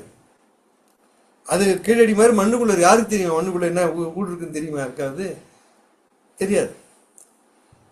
அது வெளிக்கொண்டாட முடியாது நம்மால. ஆனால் ஒரு சில நிகழ்ச்சிகளை சொல்லி காட்டுகிற பொழுது நனவு மனதிற்கு நினைவு வரவில்லை என்றாலும் கூட நினைவுபடுத்துகிற பொழுது நினைவுக்கு வருகிறது தான் சப்கான்சியஸ் மைண்ட். நினைத்து பார்க்கும் பொழுதோ அல்லது வேறொன்று நினைவுபடுத்துகிற பொழுதோ நம் நினைவுக்கு வருகிறது. அதனால இதுதான் சப்கான்சியஸ் மைண்ட் சொல்கிறோம். இவ்வாறு நமக்கு உடனடியாக புலப்படாத, ஆனால் நமது மனதுக்கு எட்டக்கூடிய எண்ணங்களில் உள்ள மனதின் பகுதியே முன்மனம். உடனடியாக தெரியாது, ஆனால் நினைவுபடுத்தினால் நினைவுக்கு வரக்கூடிய மனப்பகுதி தான் சப்கான்சியஸ் மைண்ட் அல்லது முன்மனம் அல்லது இடைமனம் என்று சொல்கிறோம். இதுக்கு சரியான சொல் துணை மனம் என்று கூட சொல்லலாம். இந்த சொல்லை ஃப்ராய்ட் பயன்படுத்தியது பெரும்பாலும் இருக்காது. அவர் இந்த சப்கான்சியஸ் மைண்ட் ரொம்ப பயன்படுத்த மாட்டார். இந்த ரெண்டு மனதை பற்றி தான் அவர் பேசுவார். புரிதலுக்காக இது நான் இங்கே சொல்லி வைக்கிறேன். ஏற்கனவே நம்ம சப்கான்சியஸ் மைண்ட் பற்றி நம்ம பேசியிருக்கோம் நிறைய, அதற்காக இது சொல்லிக்கிறேன். ஃப்ராய்டு அந்த நனவு மனம் நனவெளி மனம் ரெண்டு தான் அவர் அதிகமாக பேசிட்டு போவார். சப்கான்சியஸ் மைண்ட் என்கிற முன்மனம் எளிதாக நினைவுபடுத்தக்கூடியது. ஒருத்தர் சொல்லி காமிச்சு நிகழ்ச்சிகளை கொண்டாட முடியும், நம்ம கண்ணுக்கு எதிர நினைவு வந்துடும் நம்ம உடனே. ஆக எளிதாக நினைவுபடுத்தக்கூடியது. இது நாம் வளர்த்து கொண்ட பழக்க வழக்க நினைவுகள் ஆகியவற்றை திரும்ப கொண்டு வருவதற்கு பயனுள்ளதாக இருக்கிறது. ஆனால் நனவெளி மனம், அதாவது அன்கான்சியஸ் மைண்ட் என்று ஃப்ராய்டு எடுத்துக்கொள்கிற மனம் மிக ஆழமானது. இதை நமது அறிவால் அறிய முடியாதது. நம்ம சாதாரண அறிவால் அறிய முடியாது அன்கான்சியஸ் மைண்ட் என்ன இருக்குன்னு. இது நாம் அறியாமலேயே புதைந்தவளை வெளிக்கொண்டு வர முடியும். எப்போ? சிகிச்சை வழிமுறைகளால். அப்போ நம்ம கான்சியஸ்னஸ் இருக்காது பாருங்க, நமது நனமனம் இருக்காது. அப்போ நனமனம் தாண்டி தான் ஹிப்னாசிஸே பண்றாங்க. ஆக நம்ம நமது புறமனம் அல்லது நனவுமனம் செயல்பட முடியாத போது சிகிச்சைகள் மூலமாக ஆழ்மனதை சென்று, அந்த ஆழ்மனம் சொல்வது என்பது அந்த நனவெளி மனதிற்கு உள்ளே சென்று கீழடி தோண்டி பார்த்து நகரங்களை கண்டுபிடிப்பது போல சிகிச்சைகள் மூலமாக ஹிப்னாசிஸ் போன்ற முறைகளாலே இந்த நனவெளி மனதை வெளியிலே கொண்டு வர முடியும். அந்த கருத்துக்களை, சிந்தனைகளை, பதிவுகளை வெளியே கொண்டு வர முடியும். இதுதான் ஃப்ராய்டோட வெற்றி. இள வயதில் நமக்கு ஏற்பட்ட சில நிகழ்வுகள், வடுக்கள் நம் நனவு மனதில் புலப்படாது. சின்ன வயசுல சில நனவுகள் இருக்கும், அந்த நனவு மனதிற்கு புலப்படாது. இவை யாவும் நனவெளி மனதில் புதைந்து உள்ளவைகள். சில நிகழ்ச்சிகள் ஞாபகமே வராது, கடைசி வரைக்கும் தெரியாது நமக்கு. ஆனால் சில நிகழ்ச்சிகள் நம்முடைய நனவெளி மனதிலே ஆழத்திலே புதைந்து கிடக்கின்றன. இவை யாவும் நனவெளி மனதின் புதைந்து உள்ளவைகள். அறுதிகள் போன்ற சிகிச்சைகள் மூலமாகத்தான் இதை வெளியிலே கொண்டு வர முடியும். எனவே முன்மனம் என்றும் சப்கான்சியஸ் மைண்ட் நினைவுபடுத்துவதாய் நெருங்கி அறிய முடியும். ஆக முன்மனம் இருப்பது சப்கான்சியஸ் மைண்ட், நினைவுபடுத்தினால் நினைவுக்கு வரக்கூடிய பதிவுகள் அப்படின்னு நம்ம புரிஞ்சுக்கணும். ஆனால் அவ்வாறு நனவெளி மனதை, அன்கான்சியஸ் மைண்டை நெருங்க முடியாது. சப்கான்சியஸ் மைண்டை நெருங்க முடியும். கொஞ்சம் நினைவுபடுத்தி பழக்க வழக்கங்களை சொல்லி காமிச்சு, நிகழ்ச்சிகளை சொல்லி காண்பித்து இந்த சப்கான்சியஸ் மைண்டில் இருக்கிற பதிவுகளை வெளிக்கொண்டு வர முடியும். ஆனால் நனவெளி மனதில் இருக்கக்கூடிய பதிவுகளை அவ்வாறு கொண்டு வர முடியாது, புற செய்கைகளாலே. ஹிப்னாசிஸ் போன்ற ஒரு எளிய அரிய சிகிச்சையால் தான் முடியும். முன்மனம் நினைவுகளை வைத்திருக்கிறது, ஆனால் நினைவெளி மனம் அமுக்கி வைக்கப்பட்டதால் சாதாரணமாக வெளிப்பட முடியாதவர்களாக இருக்கிறது. அதில் போட்டு அழுத்தி வைக்கிறது தான் அந்த நனவெளி மனம். முன்மனங்கிறதுக்கு பாருங்க, வெளிமனம் இருக்கு பாருங்க. முன்மனமோ அல்லது நனவு மனமோ எளிதாக நினைவுபடுத்தி நம்மால் கொண்டு வர முடியும். இதை நம்ம புரிஞ்சுக்கணும். முன்மனம் என்ற சப்கான்சியஸ் மைண்ட் என்பது உளவியல் உலகத்தால் பெரும்பாலும் அறியப்பட்ட ஒன்று. அதாவது முன்மனம் என்ற சப்கான்சியஸ் மைண்ட் என்பது உளவியல் உலகத்தாரால் பெரிதும் அறியப்பட்ட ஒன்று. எல்லாருக்கும் தெரியும். இந்த உளவியல் துறையில் இருக்க அத்தனை பேருக்கும் சப்கான்சியஸ் மைண்ட் நிறைய தெரியும். அதை நினைவுபடுத்தி எளிதாக கொண்டு வருவார்கள். ஆனால் நனவெளி மனம், அன்கான்சியஸ் மைண்ட் என்பது சிறப்பாக ஃப்ராய்டு முன்வைத்த ஒரு சித்தாந்தம். அதை புரிஞ்சுக்கணும். முன்வைத்த ஒரு சித்தாந்தம், அதாவது ஆய்வுமுறை சித்தாந்தம். ஆனால் மனம் என்பதே ஆய்வகத்தில் ஆய முடியாத ஒரு நுண்பொருள். பொதுவாக மனம் எடுத்துக்கிட்டிங்கன்னா அது ஒரு லேபில், ஒரு மெடிக்கல் லேப்லையோ மெடிக்கல் இன்ஸ்டிடியூட்லையோ ஆய்வகத்தில் அளக்க முடியாத, ஆய முடியாத ஒரு நுண்பொருள், சட்டில் அப்டிராக்ட் திங் என்று சொன்னேன். அதிலும் இந்த நனவெளி மனம் இருக்கு பாருங்க, மூளையே மனம்னு எடுத்துக்கிட்டனாலேயே அது ஆய்வகத்தை அறிய முடியாது. அது ஒரு நுண்பொருள், சட்டில் பாயிண்ட், கண்ணாலெல்லாம் பார்க்க முடியாது, அப்டிராக்ட் திங் அது. ஆனா அதை விட இன்னும் கடுமையானது இந்த நனவெளி மனம், அன்கான்சியஸ் மைண்ட். அதுவே ஆய முடியாத ஆய்வகத்திலே இந்த நனவெளி மனம் என்பது, அன்கான்சியஸ் மைண்ட் என்பது இன்னும் சிக்கலான ஒரு மனப்பகுதி. இதை ஆய்வகத்தில் உடலியல் பகுப்பு செய்வது இயலாத காரியம். இது ஆய்வகத்தில் கொண்டு போய் இந்த உடலியல் பகுப்பு இருக்கு பாருங்க, அதெல்லாம் செய்யவே முடியாது. ஏனெனில் நனவெளி மனம் என்பது நரம்பு உடற்கூறியல் அமைப்பு. ஒரு டெக்னிக்கல் டேர்ம் நான் உங்களை அறிமுகப்படுத்துறேன், ஃப்ராய்டோட டெக்னிக்கல் டேர்ம் இது. ஏன் ஆய்வு முடியாத ஆய்வகத்தில் நனவெளி மனதை, அன்கான்சியஸ் மைண்டை ஆய்வகத்தில் ஏன் ஆய முடியாது அப்படின்னா, இது நரம்பு உடற்கூறியல் அமைப்பது, நியூரோ அனட்டாமிக்கல் ஸ்ட்ரக்சர். நம்ம கொடுக்குற வேர்டை பாருங்க, நியூரோ அனட்டாமிக்கல் ஸ்ட்ரக்சர். எதுங்க? இந்த நனவெளி மனம். அதனால இது ஆய்வகத்திலே ஆய முடியாது. நியூரோ அனட்டாமிக்கல் ஸ்ட்ரக்சர், நரம்பு உடற்கூறியல் அமைப்பு, இது நனவெளி மனம். ஆக இது ஆய்வகத்திலே ஆய முடியாது. அதனால்தான் மனதை நம்மவர்கள் ஒரு மாயப்பொருள் என்றார்கள். அதனால்தான் பொதுவாக நம்முடைய அருளாளர்லாம் அது ஒரு மாயப்பொருள். மாயமந்திர பொருள். மனம் என்பது மாயப்பொருள்.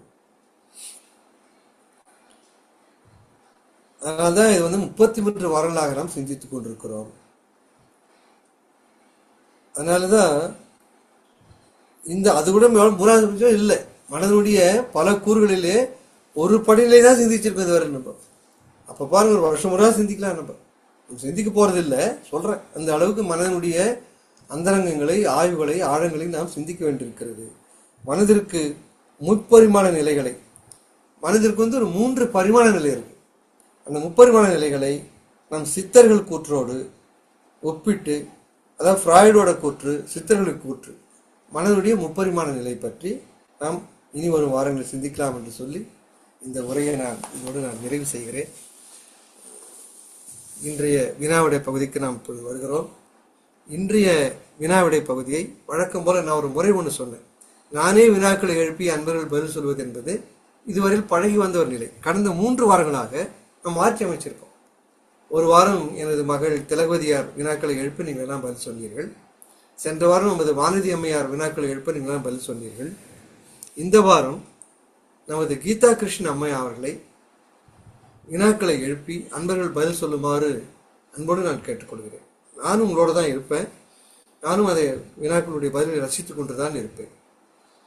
இப்பொழுது நமது கீதா கிருஷ்ணன் அம்மா அவர்கள் வினாக்களை எழுப்புவார்கள். அன்பர்களாக நீங்கள் அனைவரும் மனமோந்து எல்லாரும் விருப்பத்தோட வரணும். ஒரு ஆளுக்கு 2 ஆள் 3 ஆள் போட்டி போட்டு பதில் சொல்ற மாதிரி இருக்கும். ஏன்னா பதில் சொல்ல சொல்ல மனதுடைய கூறுகளை நம்ம ஆழ மனதிலே பதிவித்துக் கொள்ள முடியும். அதற்கு வாய்ப்பு கிடைக்கும். அதனால்தான் எல்லா அன்பர்களையும் அன்போடு இப்பொழுது திருமதி கீதா கிருஷ்ணன் அம்மா அவர்கள் எழுப்புகிற அந்த வினாக்களுக்கு நீங்கள் வினாக்கள் ஏற்கனவே அமைச்சிருக்கோம். அந்த வினாக்களை படிப்பார்கள், நீங்கள் பதில் சொல்லணும். ஒரு கருத்தில் விடுபட்டு இருந்தால் அவளை சொல்லுவார்கள். ஆக இந்த வினாக்களை என் சார்பாக எழுப்புமாறு அன்பு நிறை கீதா கிருஷ்ணன் அம்மா அவர்களை அன்போடு வேண்டி கேட்டுக்கொள்கிறேன். அம்மா, மேடை இனி உங்களது. நீங்கள் வினாக்களை தொடுக்கலாம். நன்றி. அருட்பெருஞ்சோதி அருட்பெருஞ்சோதி தனிப்பெரும் கருணை அருட்பெருஞ்சோதி. எல்லா உயிர்களும் இன்புற்று வாழ்க, வள்ளல் மலரடி வாழ்க வாழ்க. ஞானாசிரியர் ஐயா அவர்களுக்கும் இங்கே கூடியிருக்கும் ஆன்மநேய உறவுகள் அனைவருக்கும் என் பணிவான வணக்கங்கள்.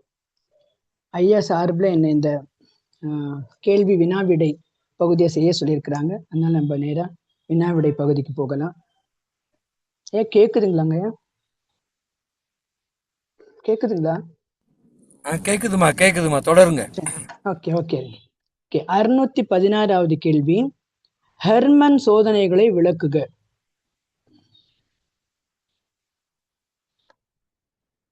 அன்பர்கள் சொல்லலாம்.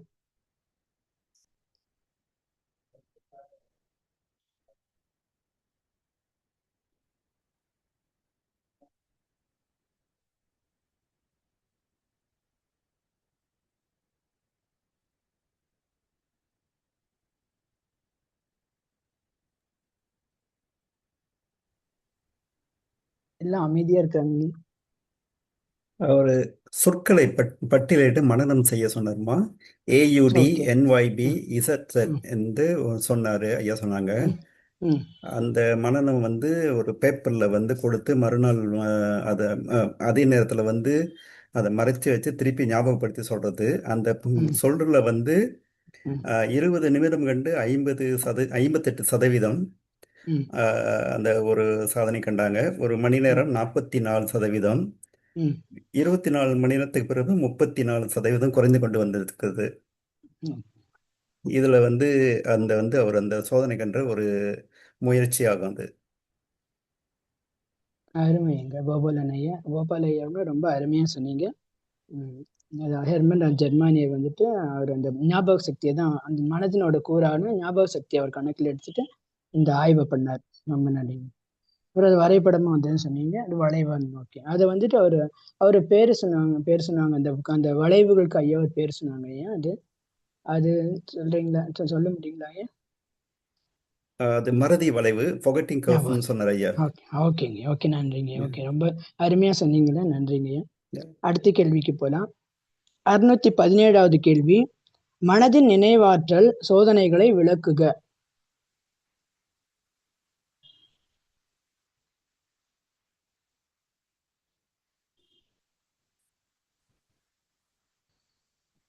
அம்மா நான் சொல்றேன். அபிராமி பேசுறேன். சொல்லுங்க.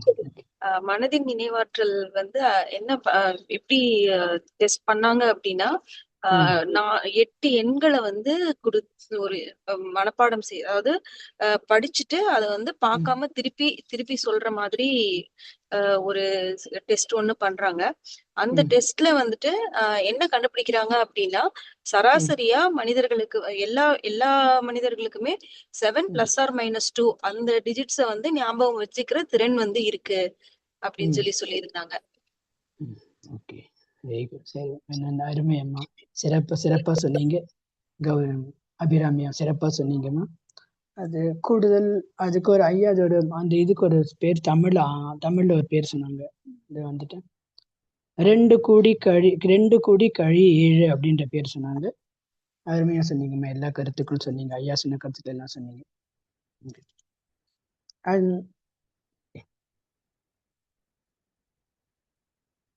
அடுத்த 618வது கேள்வி, இந்த அதிசய ஏடு பற்றி உளவியல் நோக்கும் மெய்யியல் நோக்கும் என்ன?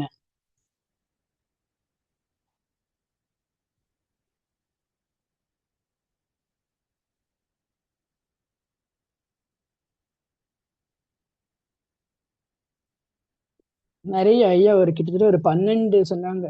நம்ம இந்த உலகில் வந்து 7 எது சொல்றோன்றது நம்ம பாப்பாச வகுப்புல சொல்லுங்க.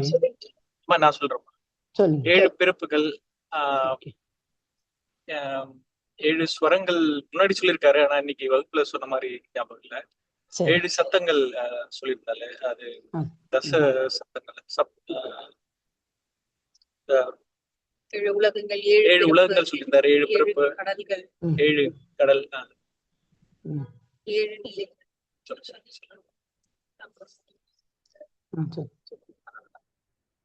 7 சக்கரங்கள், 7 திரை, 7 ஸ்தானம், சப்த ரிஷிகள், 7 முனிவர்கள், 7 வண்ணங்கள்,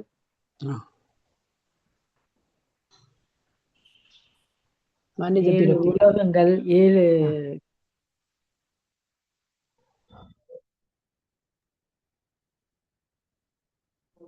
சங்கீத சுரங்கள் 7, மனித பிறப்பை பருவம் 7, சப்த நாடிகள் 7 கடல் சொன்னாரு ஐயா. பெருமான 7 திரைகள் சொல்லியிருக்காரு.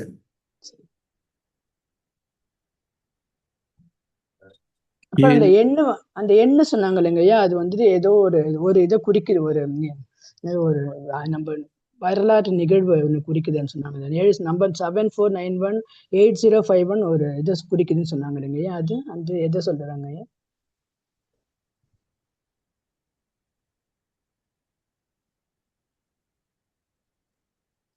இந்தியா சுதந்திரம் ஆன 4 வருடத்தை வந்து ஐயா திருப்பி சொன்னதா நான். ரொம்ப நன்றிங்க, அருமையா சொன்னீங்க. ஜெயலட்சுமி அம்மா, கோபால்னியா, கௌரி சங்கரையா எல்லாம் அருமையா சொன்னீங்க. உடலில் வந்து 7 சக்கரம், மூலாதாரம், சுவாதிஷ்டானம், மணிபூரகம், விசுப்தி, ஆக்கினை, துரியம்.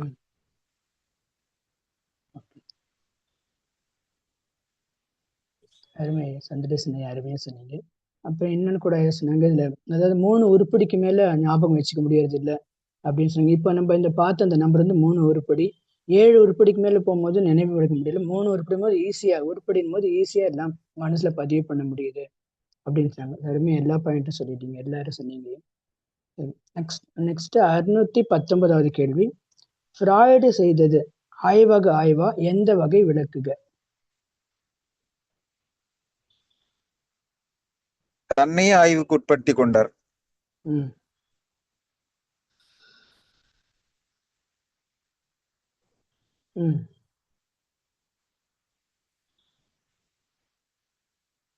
தனி மனித ஆய்வு அப்படின்னு சொல்லுவோம். தன்மன ஆய்வு. ஓகே, தனி ஆள் ஆய்வு முறை. நல்லதுரை ஐயா, சொன்னீங்க. அப்புறம் அது நம்ம பெருமானோட ரிலேட் பண்ணிட்டு சொன்னாங்க ஐயா. அது அது அதை யாராவது சொல்ல முடியுமா? அம்மா வணக்கம். எல்லாருக்கும் நான் சொல்றேன் நம்பிக்கை. சொல்லுங்கம்மா, சொல்லுங்க. இது வந்து தனி மனித ஆய்வு, மனதிற்குள்ள செய்தார் ஆய்வு, ஆய்வக ஆய்வுகள் ஃப்ராய்ட் செய்தது.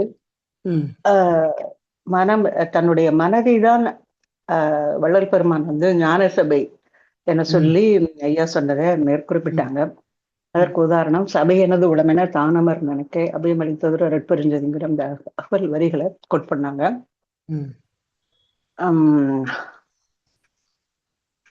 இதுதான் இந்த கேள்விக்கு தொடர்பான பதில். இதுதான் அது எந்த வகைன்னா, மனதிற்கு தான், மனதுதான் எல்லாமே. ஆய்வக ஆய்வுங்கிறது மனசு, லேப்ங்கிறது மனசுதான் அப்படிங்கிறத வலியுறுத்தினாங்க.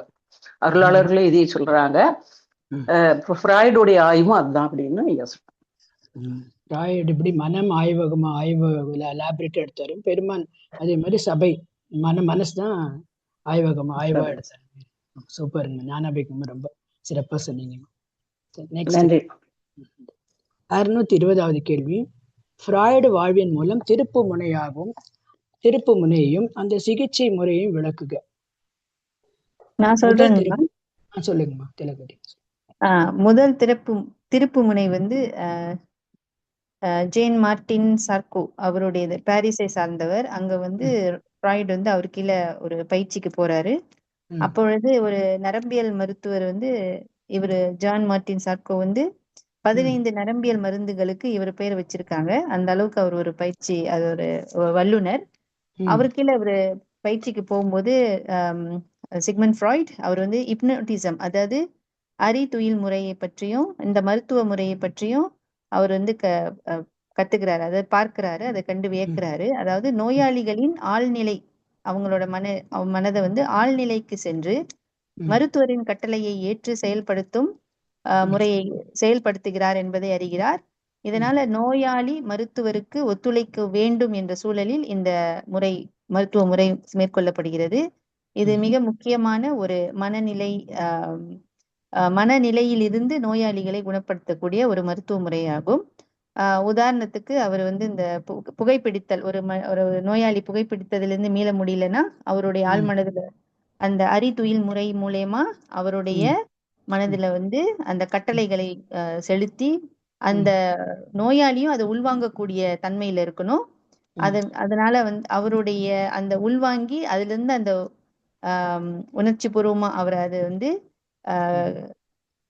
அந்த உணர்ச்சி பூர்வமா அந்த நோயாளி அதை மேற்கொள்ளும் போது அதை அதாவது உணரும் பொழுது அந்த அவருடைய அந்த நோய் வந்து களையப்படுகிறது அப்படின்ற ஒரு நிலையை வந்து அவரு பார்த்து வியத்து அதுல இருந்து அவர் வந்து கண்டறிகிறார். அப்ப இந்த அறிதுயில் முறைதான் ஜான் மார்டின் சார்கோவிடம் அவரோட சிக்மண்ட் ஃப்ராய்ட் கற்றுக்கொண்ட ஒரு முக்கியமான ஒரு திருப்பு முனை என்று சொல்லலாம். சிறப்புங்கம்மா, எல்லா கருத்தும் சொன்னீங்க, சிறப்பா இருந்துச்சு. அப்போ அந்த கட்டளைகள், இப்போ புகைப்பிடிக்கும் போது அந்த கட்டளைகள் வந்து புகைப்பிடிக்கும் போது வாந்தி வரும், வாய் கொமட்டிட்டு வரும் சொல்றதெல்லாம் அந்த பதிவுகள் போய் சப்கான்சியஸ் மைண்ட்ல பதிந்து விடுது. அப்புறம் நெக்ஸ்ட் அவன் புகைப்பிடிக்கும் போது அந்த அந்த அந்த உணர்ச்சி வசத்தோட அதெல்லாம் சொன்னதுனால திருப்பி அதை ஃபுல்லா அதை புகைப்பழக்கத்தை நிறுத்தி விடுறாங்க. வெரி நல்லா சொன்னீங்கம்மா, வெரி சிறப்பா சொன்னீங்க, வெரி நன்றிங்கம்மா. நெக்ஸ்ட் 621வது கேள்வி. ஃப்ராய்டு வாழ்வில் 2வது திருப்பு முனை எது விளக்குக? நான் சொல்றேன்மா. ஆக்சுவலி ஃப்ராய்டோட 2வது திருப்பு முனைங்கிறது ஐயா எப்படி இது பண்ணாங்கன்னா, ப்ரூவர் அப்படிங்கிற ஒருவருடைய நட்பு, அந்த மருத்துவரோட நட்பு கிடைச்சதுதான் ஃபர்ஸ்ட் பார்ட். அது எப்படின்னா, இசிபி நோய் பற்றி ஆய்வு வந்து நரம்பியல் முறையில குணப்படுத்த முடியாது அப்படிங்கிறத கண்டுபிடிக்கிறாரு. அதை உளவியல் அடிப்படையில மட்டும்தான், அதுவும் அறியாத ஒரு பகுதி இருக்குது மனதுல. அப்ப அந்த உளவியல் அடிப்படையில மட்டும்தான் அதை வந்து நம்ம வந்து சரிப்படுத்த முடியும். அந்த அறிவியல் முறையில முழுமையாக பண்ண முடியும். அதுவும் இவர் வந்து பயிற்சி பண்ணும்போது அவரால் 50% மட்டும் தான் பண்ண முடிஞ்சது. ப்ரூவரோட நட்பு கிடைத்ததுக்கு அப்புறம் தான் அதை முழுமையாக அவர் செய்கிறாரு. எப்படி அப்படின்னு கேட்டீங்கன்னா, அந்த நோயாளி வந்து முழுக்க முழுக்க உணர்ச்சி பூர்வமா ஒப்பு கொடுத்து அந்த வந்து உணர்ச்சி பூர்வமா அவங்க அந்த பதில் கொடுக்கும்போது அந்த என்ன சொல்றது, கோஆப்ரேட் பண்ணும்போது மட்டும்தான் அந்த மாதிரி நடக்க முடியும் அப்படிங்கிறது. ஸோ இதுதான் வாழ்க்கையோடைய 2வது திருப்பு முனையா ஐயா குறிப்பிட்டிருந்தாங்க. நன்றிங்கம்மா. சூப்பருங்கம்மா, எல்லாம் சொல்லிட்டீங்க, கரெக்டா சொல்லிட்டீங்க. சரி, இப்ப 622வது கேள்வி. அண்ணா ஓ பற்றி விளக்குக, அவள் சிகிச்சையில் படிப்பினை என்ன? அண்ணா ஓ அப்படின்னு ஒரு பெண்மணியை பத்தி ஐயா சொன்னாங்க. உளவியல் துறையில வந்து அவங்க பிரசித்தி பெற்றவங்க. உளவியல் படிக்கிறவங்களுக்கு எல்லாருக்கும் அவங்கள பத்தி தெரிந்திருக்காம இருக்க வாய்ப்பு இல்லை அப்படின்னு சொன்னாங்க. யாராவது சொல்லுன்னு நான் சொல்றேம்மா. சொல்லுங்க சொல்லுங்க. அண்ணா ஓங்கிறவங்க 22 வயதான ஒரு இளம்பெண் தான். அவங்க அப்பா வந்து காச நோயில ரொம்ப அவதிப்படுறாங்க. அப்பா இறந்து போயிடுறாங்க. அப்ப அவங்களும் பாத்தீங்கன்னா ரொம்ப நோய்வாய்ப்பட்ட ஒரு நிலையில தான் இருக்காங்க. கண் பார்வை மயங்கி இருக்கிறாங்க. அடிக்கடி மயக்கம் போடுறாங்க, எல்லாமே பண்றாங்க. அப்போ வந்து அவங்களுக்கு வந்து நிறைய லாங்குவேஜஸ் தெரியுது. அடிக்கடி இந்த மயக்கம் போடும்போது எந்திரிச்சு உட்காரும்போது பாத்தீங்கன்னா அவங்க யூஸ் பண்ணக்கூடிய லாங்குவேஜ் வந்து ஏதோ ஒரு அவங்களுடைய ஒரிஜினல் லாங்குவேஜ் தாய்மொழியை பயன்படுத்தாம, ஜெர்மனியை பயன்படுத்தாம வேற வேற லாங்குவேஜ் எல்லாம் பயன்படுத்தாங்க. அவங்கள வந்து முழுக்க முழுக்க அறிதுயல் மூலமாக அவங்க வந்து என்ன பண்றாங்கன்னா ப்ரூவர் வந்து குணப்படுத்துறாங்க. அப்பதான் அவங்க வந்து இதுதான் மெயினா வந்து அப்போ அதுல வந்து கண்டுபிடிக்கிறாங்க, நோயாளி உணர்ச்சி வசப்பட்டு பேச வேண்டும்.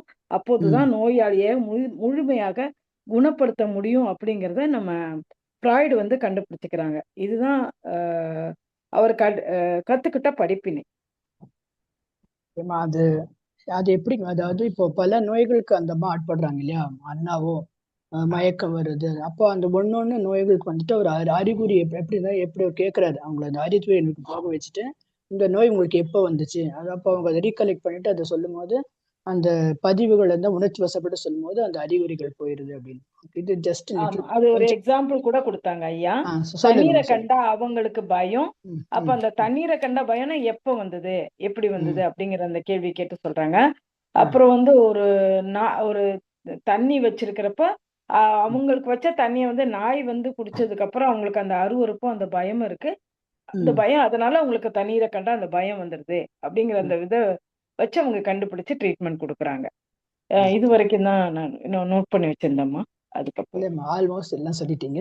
இந்த மனக்கட்டுப்பாட்டில் இல்லாத அந்த உள் மனம் பேச ஆரம்பிக்குது. இந்த இப்போ அறித்துறை நிலைக்கு போகும்போது அவருக்கு சிக்மண்ட் ஃப்ராய்டுக்கு அது புதிரா இருக்குது. ஓ இப்படி எல்லாம் கூட இருக்குதான்னு. அதாவது இதுவரை நம்ம இதுவரைக்கும் அறியாத மனம் உள்ளே இருப்பதாக உணர்கிறார். அறித்துறையில் வெற்றி அடைய அந்த நோயாளி ஒத்துழைக்க வேண்டிய ஒரு கருத்தை நீங்க வலியுறுத்துறீங்க. சிறப்புங்கம்மா, சிறப்பு, அருமை. ஓகே, அடுத்த கொஸ்டின். அந்த இதுக்கு வந்துட்டு ஹைட்ரோபோபியா அப்படின்னு சொன்னாங்க, அந்த தண்ணீரை பார்த்தா பயம் அதுக்கு. ஓகே, அடுத்த கேள்வி 623வது கேள்வி. ப்ரூவரும் ஃப்ராய்டும் எழுதிய நூல் எது, அதன் உள்ளீடு என்ன? நான் சொல்றேங்கம்மா. சொல்லுங்க. அந்த நூலினுடைய தலைப்பு பெயர் வந்து ஸ்டடீஸ் ஆஃப் ஹிஸ்டீரியா, இசிப்பு நோய் ஆய்வுகள்னு சொல்லுவாங்க. இது எப்படின்னு சொன்னா, மனக்காயங்களின் காரணங்களை அறிவியல் மூலம் அறிந்து நீக்கினால் முழுமையாக குணமடையலாம் அப்படின்ற ஒரு ஸ்டடி இது. பிறகு வந்து இத கெட்ரசிஸ் அப்படின்ற ஒரு வார்த்தை வந்து அப்பா சொல்லியிருந்தாங்க. அதாவது உள சுத்தியும் மன சுத்தியும் அதை பற்றியதான் இந்த ஸ்டடி.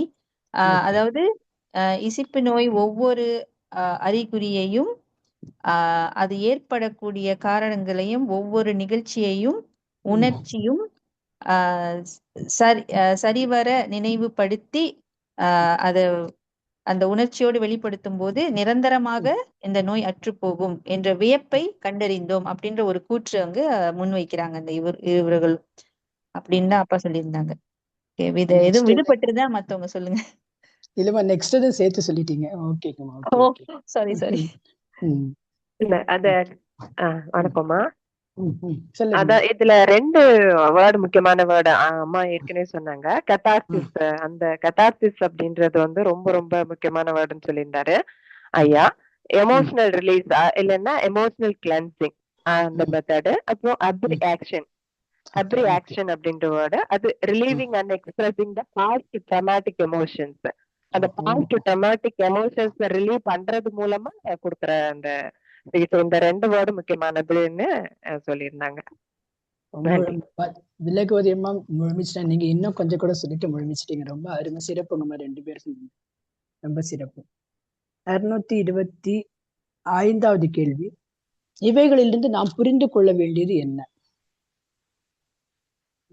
இதுல ஆக்சுவலா வந்து ஐயா வந்து ஒரு 4 கூற்று சொன்னாங்க. இவர்களின் அது துன்பங்களிலிருந்து துன்பம் அளிக்கக்கூடிய நிகழ்ச்சிகள் உடல் நோய்க்கு காரணமாகிறது.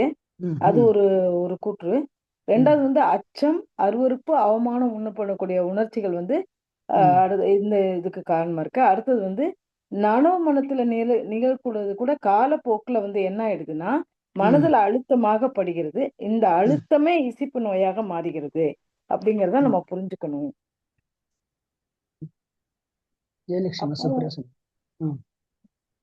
அதுல வந்து ஐயா என்ன சொன்னாங்கன்னா, ஃப்ராய்டுக்கு முன்னாடி கூட உடல் வேறு உள்ளம் வேற ட்ரீட்மெண்ட் கொடுத்துட்டு இருந்தாங்க.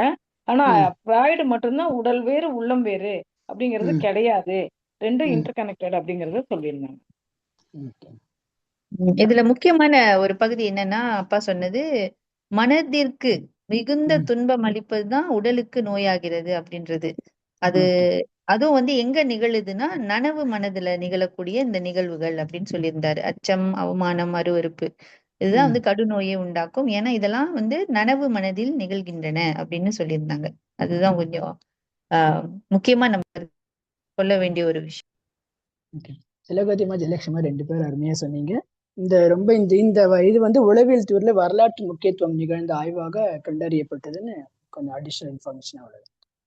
நெக்ஸ்ட் 626வது கேள்வி. சிற்றூர்களில் ஏழை மக்கள் மனநோயாளிகளா? ஏன்? அவர்கள் தேடும் மாற்று என்ன?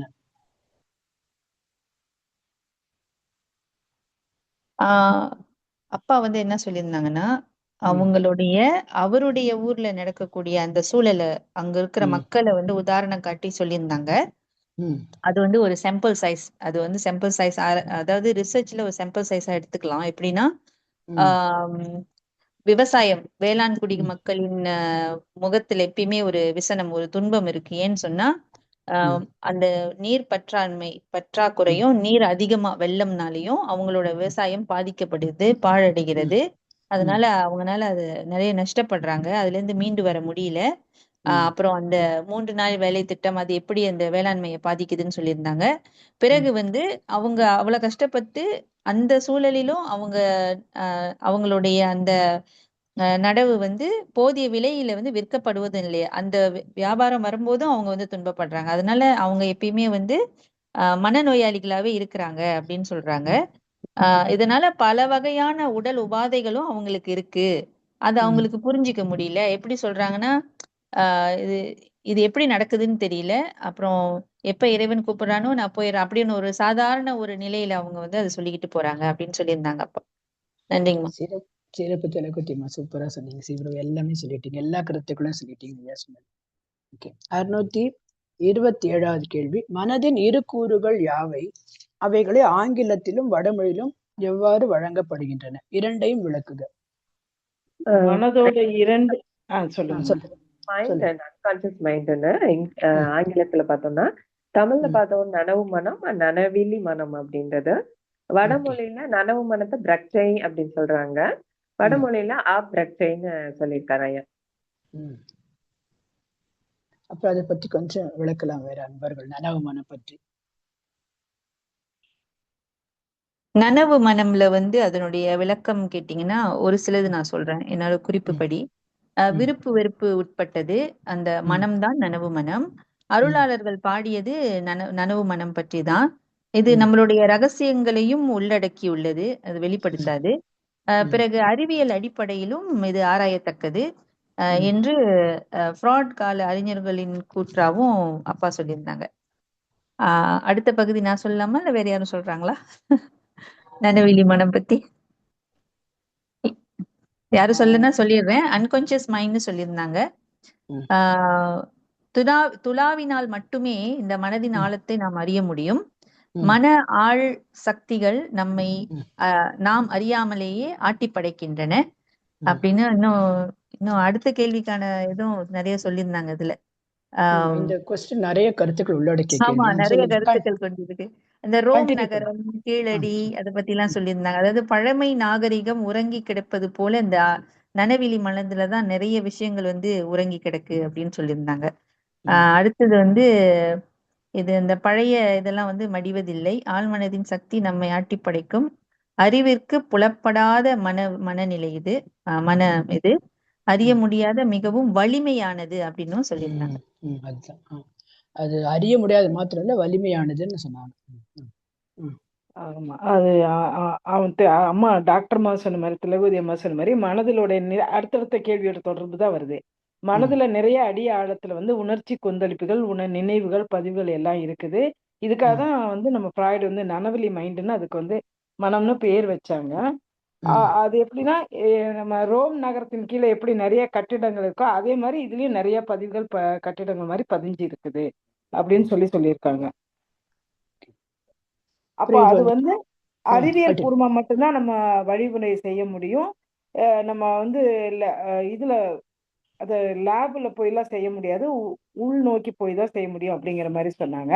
அப்ப இந்த இடத்துல ஐயா ஒரு நினைவு கொண்டாங்க, interpretation of dreams part 1 and 2 இந்த 2 பாகம் வந்து நனவலி மத்த வந்து ஆராயறதுக்கு உதவியா இருந்தது. அதாவது அவர் வந்து அந்த நனவலி மனத்தை கண்டுபிடிக்கல, ஆனா ஏற்கனவே வச்சு கவிஞர்கள் பாடியிருக்காங்க, தத்துவ ஞானிகள் பாடியிருக்கிறாங்க. அவங்களோட இதுல ஆய்வு செய்யக்கூடிய வழிமுறையை வந்து ஏற்படுத்துவதாக அவருக்கு அமைந்தது அப்படின்னு அவரே ஒத்துக்கிட்டதாக ஐயா குறிப்பிட்டிருந்தாங்க. சிறப்பு ஜலகதி அம்மா, ஜெயலட்சுமி 2 பேர் நல்லா சொன்னீங்க. அதுல ஒரு ஐயா வந்துட்டு ஒரு அவரோட புகழ்பெற்ற சொற்றொடர் ஒண்ணு சொன்னாரு. புகழ்பெற்ற சொற்றொடர் நான் சொல்றேம்மா. நாம் புலப்படா சக்திகளுக்கு சிறைப்பட்ட கைதிகள் நாம் அப்படின்னு ஃப்ராய்டுடைய அடிக்கடி சொல்லுது ஐயா குறிப்பிட்டாங்க. ஓகே, எல்லாமே கவர் ஆயிடுச்சு. ஓகே ஓகே சரிங்க. Okay, next. அப்போ அவர் சொன்ன மாதிரி, எனக்கு முன்னமே கவிஞர்களும் தத்துவஞானிகளும் நனவிலி மனம் பற்றி ஏற்கனவே கூறியிருக்கிறார்கள். நான் கண்டுபிடித்தது அறிவியல் பூர்வமாக அதை ஆய்வு செய்தது மட்டுமே அப்படின்னு சொன்னார். ஓகே, இப்போ நனவிலி மனத்தின் 629வது கேள்வி, நனவிலி மனதின் பண்புகள் யாவை? ஒரு பண்பு நான் சொல்லிடுறேம்மா. நனவிலின் மனதின் காரணங்களை நனவு மனம் அறிவது கிடையாது. அதுக்கு வந்து அதாவது நனவிலி மனதினுடைய காரணங்களை நனவு அறிவதில்லை. அதுக்கு உதாரணமாக தாயிட்ட வந்து கோவப்படுறாங்க மகள் வந்து, அது வந்து காரணமே இல்லாம கோவப்படுறாங்க. அதுக்கு என்ன காரணம்? முன்கூட்டியே அவங்களுக்கு இருக்கக்கூடிய அந்த வெறுப்பு காரணமாக அவங்க கோவப்படுறாங்க. அது ஒரு காரணம். நீ எழுதியிருக்கேமா, ஆனா மற்றவங்க சொல்லட்டும்.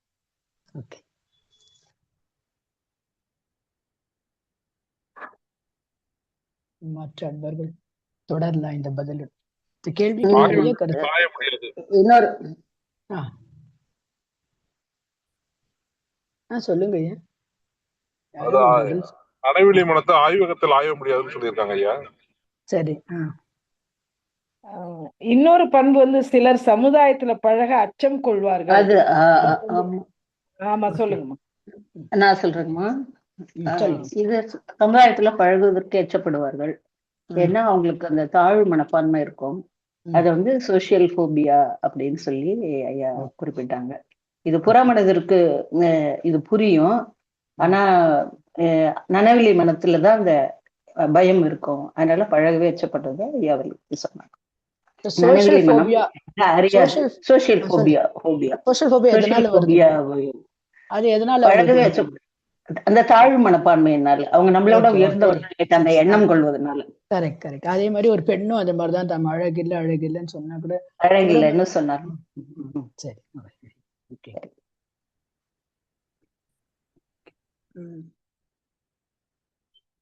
சொன்னாங்க, நனவு மனம் உண்மையான காரணம் அறிவதில்லை, அது வேறு காரணங்களை கூறி நனவுனா நம்ம ஏமாற்றி விடுகிறது. இதுதான் அவரோட ஃப்ராய்டு அவர்களோட உளவியல் அடித்தளமாக இருந்தது. அவரோட கோட்பாடு இதுதான் ஐயா சொன்னாங்க. இதுல இருந்துதான் அவரோட சித்தாந்தம் இதுதான் பேஸா இருந்துச்சு. இந்த ஓகே, அப்ப இதோட இன்னும் கண்டினியூஷன் இருக்கும். அதாவது அவர்கள் தனித்தனியே விளக்குக, இவளை ஆய்வகத்தில் ஆய்வு முடியுமா? ஆய்வகத்தில் ஆய்வு முடியும்போது லாஸ்ட் இன்னும் கொஞ்சம் கூட ஐயா சொன்னாங்க. Sorry, 630 question. சாரி, 630வது கேள்விக்கு போயிடுவோம். நனவிலி மனமும் முன் மனமும் ஒன்றா? அவைகளை தனித்தனியே விளக்குக, இவைகளை ஆய்வகத்தில் ஆய்வு முடியுமா? சிக்கல்கள் என்ன? கடைசி கேள்வி. இரண்டும் ஒன்றல்ல. சரி. அன்பர்கள் தனித்தனியே விளக்குனா நல்லா இருக்கும். அந்த முன்மனம்ன்றது என்னங்க? சப்கான்ஷியஸ் மைண்ட் தான் முன்மனம். அப்ப நனவிலி மனத்துக்கும் நனவு மனத்துக்கும் இடையில இருக்கிறது தான் அதுதான் அந்த முன்மனம் சொல்றாங்க. இது வந்து நம்ம சிறு வயதுல எதையாவது நம்ம இது பண்ணிட்டோம்னா அது எளிதாக நினைவுபடுத்தக்கூடிய ஒரு விஷயமாக அது இருக்கிறது. இனி மற்றவங்க தொடர்றாங்க.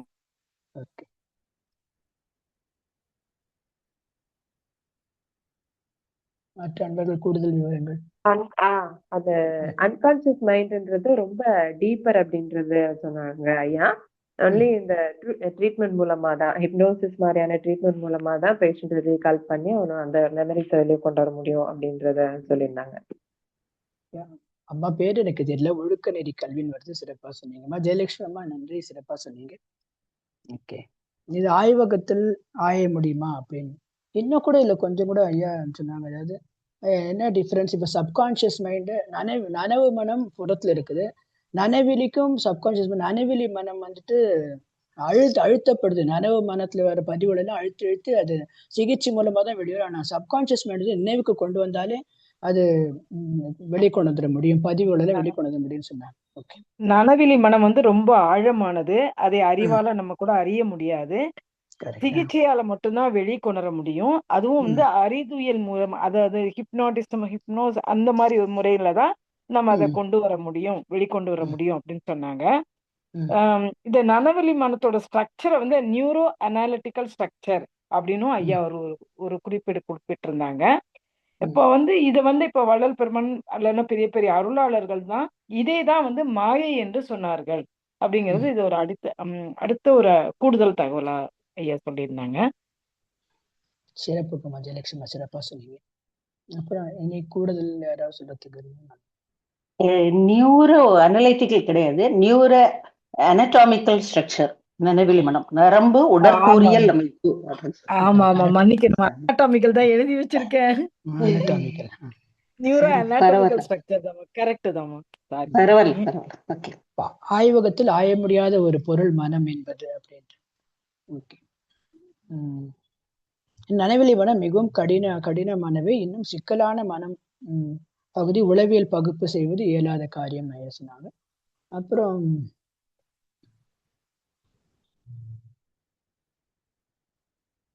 முன்மனம் வந்து சப்கான்ஷியஸ் மைண்ட் வந்து உளவியல் உலகத்தாரால் சொல்லப்பட்டது. ஆனா நனவிலி மனம், இந்த அன்கான்ஷியஸ் மைண்ட் வந்துட்டு ஃப்ராய்ட் அவர்கள் முன்படைத்த ஒரு சித்தாந்தம்னு கூடுதலான ஒரு தகவல் ஐயா சொன்னாங்க. எல்லா கேள்வியும் மிக சிறப்பாக எல்லா அன்பர்களும் எல்லா பாயிண்ட்ஸ்க்கும் சொல்லியிருக்கிறாங்க. ரொம்ப நன்றி. எனக்கு இந்த வாய்ப்பு கொடுத்த ஐயா அவர்களுக்கும் எல்லாருக்கும் என்னுடைய நன்றிகள். என்னோட வேலையை சிறப்பாக செய்தா எனக்கு தெரியலங்க, கொஞ்சம் பதட்டம் இருந்ததுங்க ஐயா, ரொம்ப நன்றி.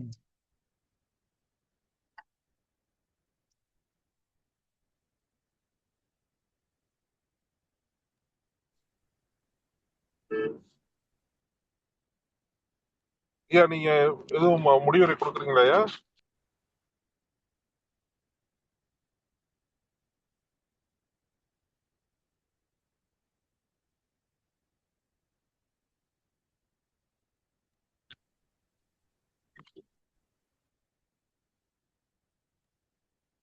அனைவருக்கும் வணக்கம்.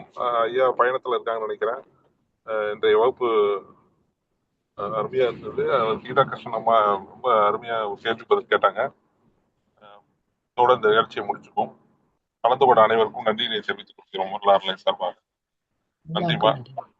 எல்லா பாயிண்டும் ரொம்ப எல்லாத்தையும் குறிச்சு வச்சிருக்கீங்க. இதுல கேள்வி பதிலும் இன்னைக்கு வந்து கொஞ்சம் எல்லாம் வெளியே இருக்கிறதுனால பதில் நிறைய பேர் சொல்லலை, இருந்தாலும் அருமையா அமைஞ்சிருமா. நன்றி. எல்லாருக்கும் ரொம்ப நன்றிங்க. என்னையும் ஒரு பொருட்டா மதிச்சு நான் கேட்ட கேள்விக்கெல்லாம் பதில் சொன்னவங்க எல்லாருக்கும் ரொம்ப நன்றி. நன்றி நன்றி நன்றி. வணக்கம். சாந்தி அந்த ஐயாவோட இது பண்ணி